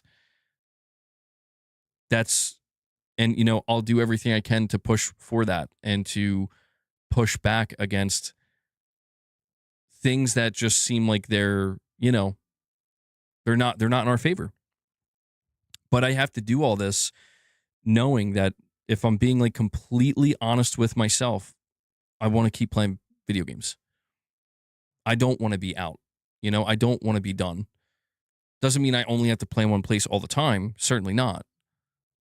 No, I don't have GTA 6 pre-ordered. If I do end up getting GTA 6, I'm not pre-ordering it now. That'll be something I get like, as soon as, like, right when it's on the verge of release or something. But it's a situation where I just have to be true to myself, in a sense that, like, dude, I don't think you guys understand. Like, maybe you guys do understand. If you go look at what was happening to my channel when this announcement first was made, a businessman, somebody who's like running a business, would have said, you now have a new direction. You have a new direction for your channel, and it's going to be the most successful direction you've taken it in thus far. That's what somebody who, is running a business would have said. I'm probably stupid for not doing that. I hope, I hope it works out, but it's like, I was at this kind of point where it's like, I don't want to make my channel, like, literally all it is it's just, we're talking about the bad news today, guys. Unfortunately, it's been a lot of that. It's not my fault. So like I said, I am at the mercy of, if the news is bad, the news is bad. But like, I think you guys understand what I'm saying. Where it's like, I would like to shift to a more game-oriented discussion. I don't, That's not going to happen overnight. But I think there's a good chance of that happening in the coming months. You know, when there's literally too many games coming out that I'm not going to be able to play all of them. And I'm going to be late to a lot of them.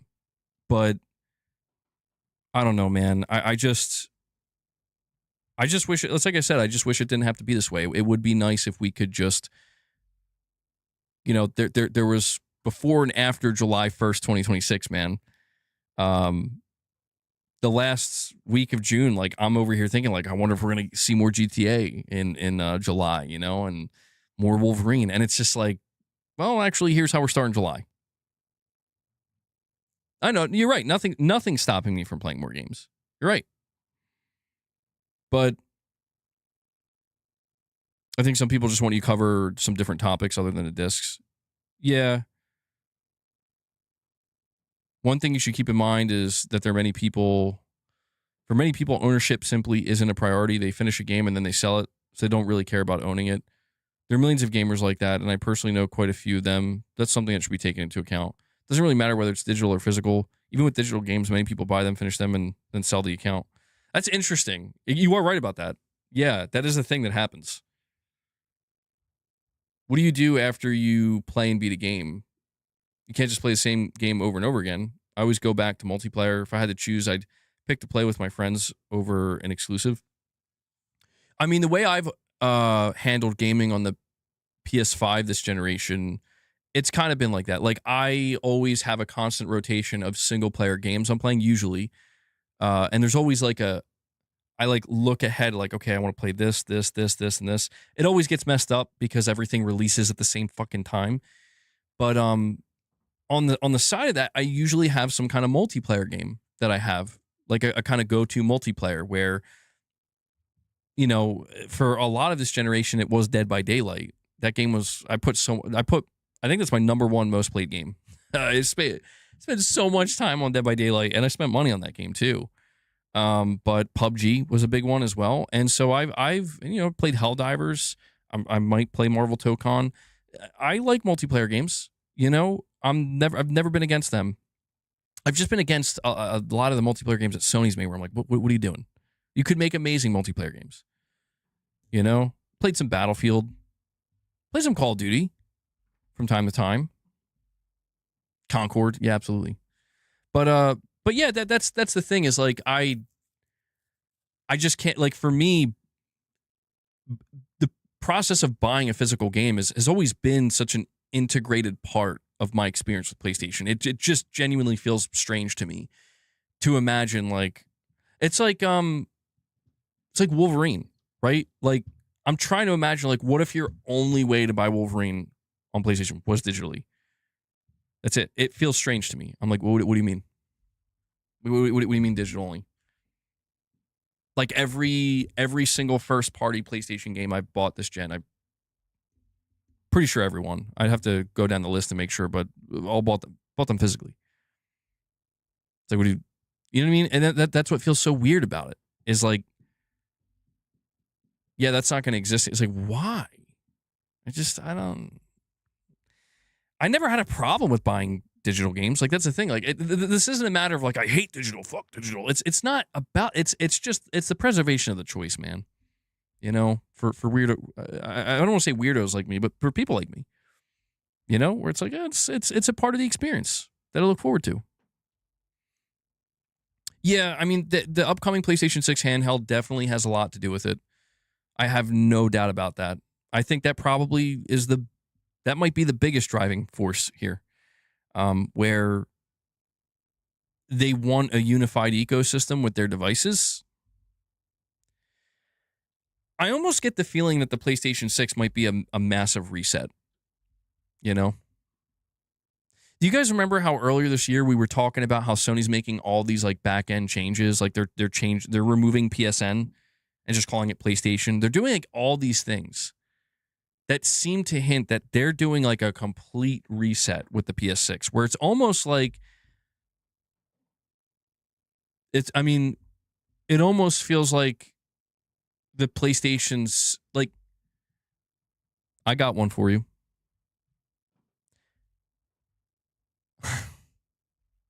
Remember, I'm saying this. Remember, I'm saying this because I think I don't know. I feel like I just stumbled upon something.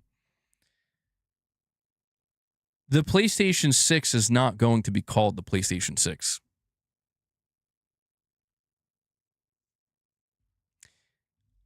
What I think is going to happen is it is the beginning. It is like the rebirth, if you will, of PlayStation, where they're going to drop the next gen console and it's just going to be called PlayStation. And they're going to drop the handheld and it's going to be called PlayStation Portable. And they're going to announce a major overhaul of the entire PlayStation network. And it's going to be like, this is a new starting point. In other words, they're going to lay a foundation in the beginning. Yes. Damn you, Ray. They're going to lay a foundation. Oh my God, it all makes sense now. It all makes sense. Holy shit. I think this is exactly what's going to happen. I'm not saying everybody's going to like it. I'm just saying I actually this actually starts to make a lot of sense. I think they're going to lay a new foundation where basically like this is PlayStation now. And they're not completely abandoning the PS5, but it's like the PS5 is definitely going to be treated like that's old. That's last gen. This is the new way forward, and it's like everything that they establish, it's like this is the platform for the next 20 plus years. I don't know. I could be totally wrong about that, but the more I think about it, the more I'm like, there might be a bigger play in place here, a bigger plan, because it's like, oh, how are you gonna get people to buy the PS6? But it's like, maybe there is a longer play plan where it's like, it's not going to be called the PS6 and there's no rush. I don't know. There's not going to be a PS6 Pro. There's just going to be different versions of PlayStation hardware you can buy. I don't know. It's an interesting possibility because it really would kind of feel the model's going to be play does have limits. Perfect image with a direct donation. Thank you, man. It says GTA 6 marketing will start August through September. What's your observation? When are we going to see Johnny P? LOL. I don't think Johnny P is ever going back. Yeah, I don't get Johnny X. Johnny Steam. I don't know. Very creative name. Sony files trademarks for PS6, 7, 8, 9, 10. I know, but that doesn't mean they'll use them. I don't know.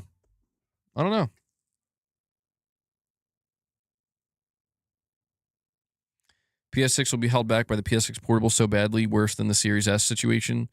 Sony is speed running on who's the worst gaming company ever. We'll see about that. We have to see what results the RDNA 5 technology that's going to be in the handheld and the PS6 combined with the software technologies that AMD and Mark Cerny are developing in tandem. We have to see what results they yield before we can determine that. If you listen to, the tech-based people who are following it, they're under the opposite impression. They're under the impression that no, like, you're pretty much going to get PS5 level performance in this handheld. And it'll scale perfectly with, the high, like, what you would imagine a maxed out PS6 game will do. Like, there shouldn't be any bottlenecks, I suppose. But we're going to see. I don't know. I was really thinking about it, where like Sony obviously cares, because think about what I just said, like a platform reset of some kind. it starts to make a lot more sense when you realize that, dude, Sony they are in a bad spot with their hardware next gen, where it's like, this is not how you want to start out this generation. But if they're coming at it from a more longer term, angle. And when I say reset, I'm not saying it's like, I don't know what I mean by that. Like, it'll be under the guise of like, this is the next generation. But I think the way they talk about it is I think that's what I'm trying to say. Like, there are going to be no more generations. I think that's what I'm trying to say. It's like this is the PlayStation now. Like, every generation, the PS1 through 5 represents generational leaps because they were necessary. That is no longer necessary. Now it's just PlayStation. And so, yeah, I don't know. I mean, the problem, here's the problem with that line of thinking, though. The problem with that line of thinking is that it becomes a bit complex and like, Sony would only make that decision if they are certain that hardware sales have peaked. Like, it doesn't really matter. Like, if you want to make a next gen console, like, you're not going to be able to like tout it as next gen. It's just the new PlayStation. Get ready, MBG. PS6 will use AI graphics inference algorithms, DLSS 5 feature for PS6 developed by Mark Cerny. Controversy ensues. Perhaps, but that's what I'm talking about. Like, here's why. Like, here's why I think the reset comes in the form of, I think Sony's about to become a lot less hardware reliant.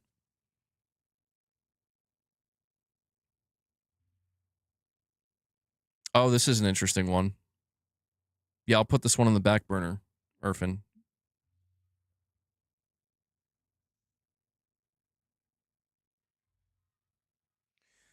The reason why I think that the reset, like, it'll come, it looks something like the hardware of the PlayStation 6 and the handheld are going to be important, but it's more of the software side of the technology that they're developing that's going to facilitate, I would say, most of the improvements. So if that's where we're headed, I don't know. We'll see. I might be getting ahead of myself, but what if they make it like PC where you can customize and upgrade it and you can change out graphics cards and whatnot? I mean, it sounds kind of crazy, but maybe it's not. Maybe they, like, what if Sony has this crazy idea, and this would be a fucking whack idea, but it would be so funny to see them try to execute it. What if Sony is like, we're going to try to, no, they can't. I was going to say, like, what if Sony tried to streamline and simplify certain aspects of PC gaming like that, right? Like, you don't have to buy a new PlayStation. Like, here's like a graphic. Think of it. Like, you remember how like Microsoft tried to do this? They actually did try to do this with the Series X. They had the SSD that you could plug into the back, and it's basically like you're upgrading your storage, and that's all. It's just like you literally plug it in. It's like stupid proof, I wonder if Sony would try to do something like that with PlayStation, where, I mean, we're getting like totally in the realm of like nonsense there. Yeah, exactly. A proprietary GPU lineup to, dude, oh my God, that absolutely sounds like PlayStation. Proprietary GPU upgrades. They're gonna have a partnership with AMD where they get proprietary PlayStation components, man, that you can either buy the whole upgrade or you can just pick and choose. But how would that work? I mean, the problem with that is the development environment for PlayStation would become like PC. In the sense that, like, it's just going to add more work. What are we even talking about? Erfan, yeah, I don't know what I'm talking about. We're going to fucking buy the Mark Cerny exclusive, fucking PlayStation GPU that you unplug it.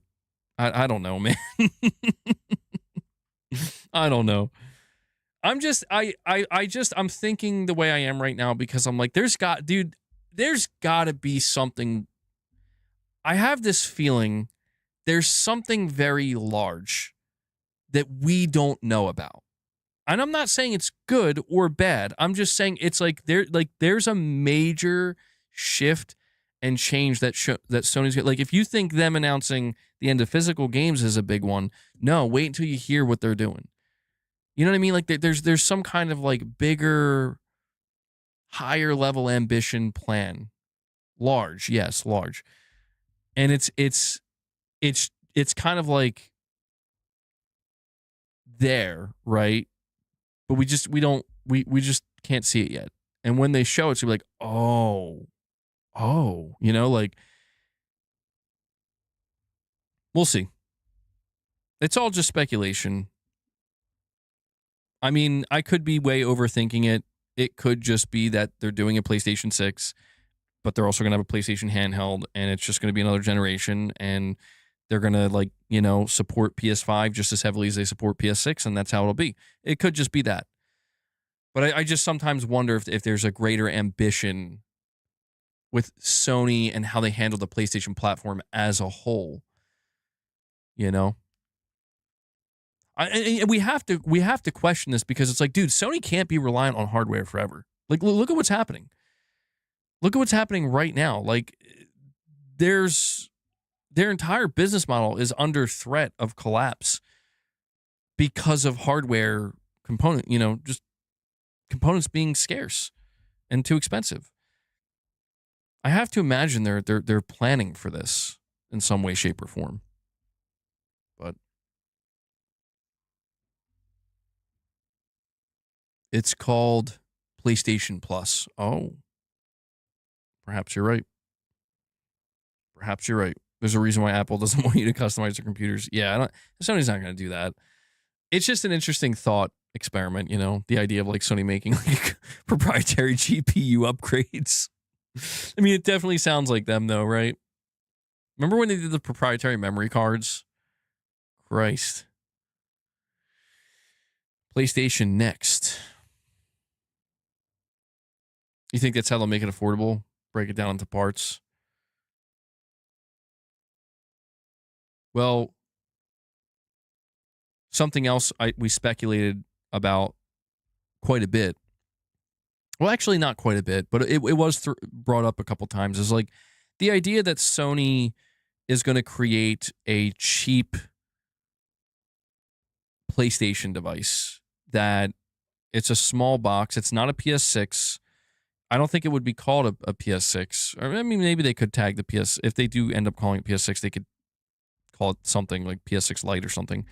But it's a cheap box that you connect to your display and it connects to the internet. It comes with a DualSense and it's a streaming device. It's a cloud device where you can access the PlayStation Store, and it's basically, think of it as like the PlayStation Portal, except instead of a screen, you just like imagine if Sony just packaged the PlayStation Portal and just it's just a box, like a small box with a PlayStation logo on it. And so you can access the PlayStation Store. All the games are streamable. You just have to be subscribed to PS Plus. You can see them doing something like that. I think you could see it. The situation is temporary, and Sony knows that as well. Perhaps. I mean, I don't think it'll stay like this forever, but it's how long, how long it stays this way.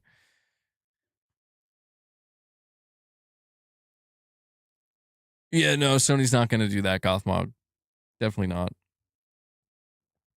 But guys, I just realized we passed the 3.5 hour mark. Here's what we're going to do. I'm going to hang out with you guys, I think, to the 3 hour and 40 minute mark. So we have about like 7 more minutes that I'll be chatting with you guys. And so I want to say, if you want to throw in any more support for today's stream, now would be the time to do it. We'll do like a last call. If you guys want to increase the members today, we hit 7. Erfan, I'll only play our song if we hit 25 members, bro. And you can't even do nothing about it because you can't even gift, Erfan. You can't even gift. But yeah, if you guys want to throw in any more support, if you want to contribute to the member goal, any more super chats, direct donos, now is the time to do it because we're gonna be wrapping this up in a couple minutes. Make it 67 minutes. Now I'm starting to feel I don't think I slept too great last night. I'm starting to kind of feel it. You want to play it that way, huh? I'm playing it like Sony. I learned from the best. No, I'm just kidding, Erfan. I'll play it at the end. You said it was only like 45 seconds long. Ray, RU46N2 Ray drops the P.O. Box number as well as the MBG community Discord. So if you want to send me anything over on the P.O. Box, there it is. If you want to join the Discord, feel free to do so. You do not have to be a member. And once again, just a reminder, we have some new members content. I put out a gameplay commentary where we reflect on the PS5 generation a little bit and talk about the current situation. I was doing some Demon Souls gameplay, so you can check that out if you're a member. And I put out a little something out about Halo yesterday as well for members. So I want, the reason why I keep emphasizing the members content is because I don't know if you guys are seeing it or not. Like, I don't know how good of a job YouTube does actually showing my channel members the content that's exclusive to them. And I don't know how many people are or are not getting notified. So I'll just keep reminding you to go check that out. All right. Let me go see. Metallica partners with Gears of War E-Day for menu music and weapon skins. Oh, that's sick. What? Oh, shit. That's really cool. That is really cool. Metallica partnering with Gears of War E-Day. Makes sense. It's a good partnership.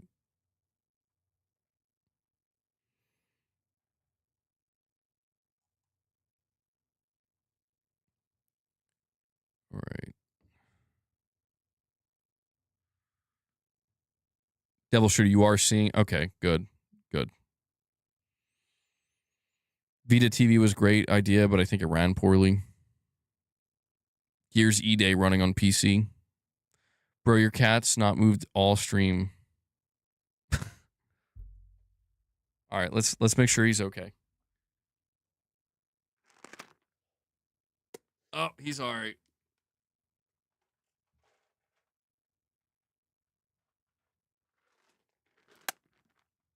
I just gave him like 3 treats. He just needs a little motivation.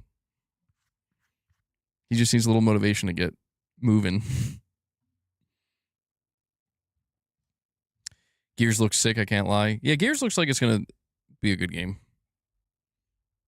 It looks like it's going to be significantly better than Gears 4 and 5. Tell you that. All right, guys, we got 2 minutes. I mean, I could just end it now, but I don't know. I said till I'll play Erfan's song. Excuse me.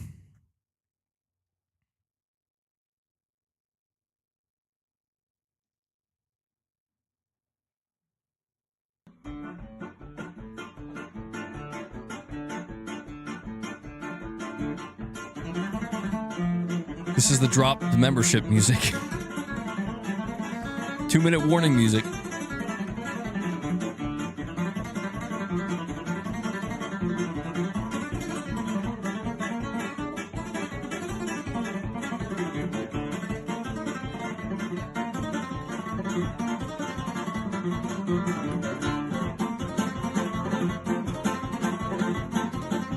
Damn, bro's got speed. They should have partnered with you for Gears of War E-Day.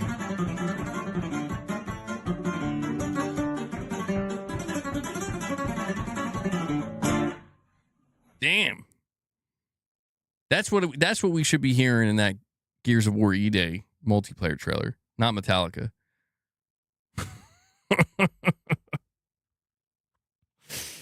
Oh man. No, I did not see the Modern Warfare campaign trailer. Papa got up fast. He loves his treats, dude. He begs for them constantly. He's crazy with it. All right, guys. That's going to wrap up today's stream. I want to thank everybody for tuning in today. Really appreciate you spending time with me while we talk about such important gaming related topics. Last of Us 3. Yeah, that's the Last of Us 3 theme. But yeah, guys, that's it. Before I head out, I want to give a big thank you to everybody who dropped any direct support to the channel. If you became a member, dropped memberships, super chats, direct donations, thank you all so much. I can only do what I do here because you guys make it possible, and I really, really appreciate it. So, yeah, thank you. Make sure you go check out that members content as well if you're a channel member. And I also want to make sure to shout out Devil Shooter. Devil Shooter does the timestamps for the streams. If you guys see him in the comments with those timestamps, give him some thanks, show him some love. I know he appreciates it. And yeah, I don't know if I'll be around tomorrow. We'll have to see. I may end up taking tomorrow and Saturday off and, you know, allowing myself a little bit of rest, come into August, hopefully refreshed. But it depends. If there's something that comes up, I could still end up doing a stream tomorrow. Okay, we'll see. I right now, I feel like I'm not going to be around tomorrow, but I could wake up tomorrow and feel completely different. I know. Well, today was different, Erfan. There was something that had to happen today, but luckily it got sorted out. So, but yeah, that's it, guys. Make sure you hit that like button. Yeah, GTA 6 news is going to drop tomorrow, and that's it. I'll catch you all in the next one. Until then, take care, everyone.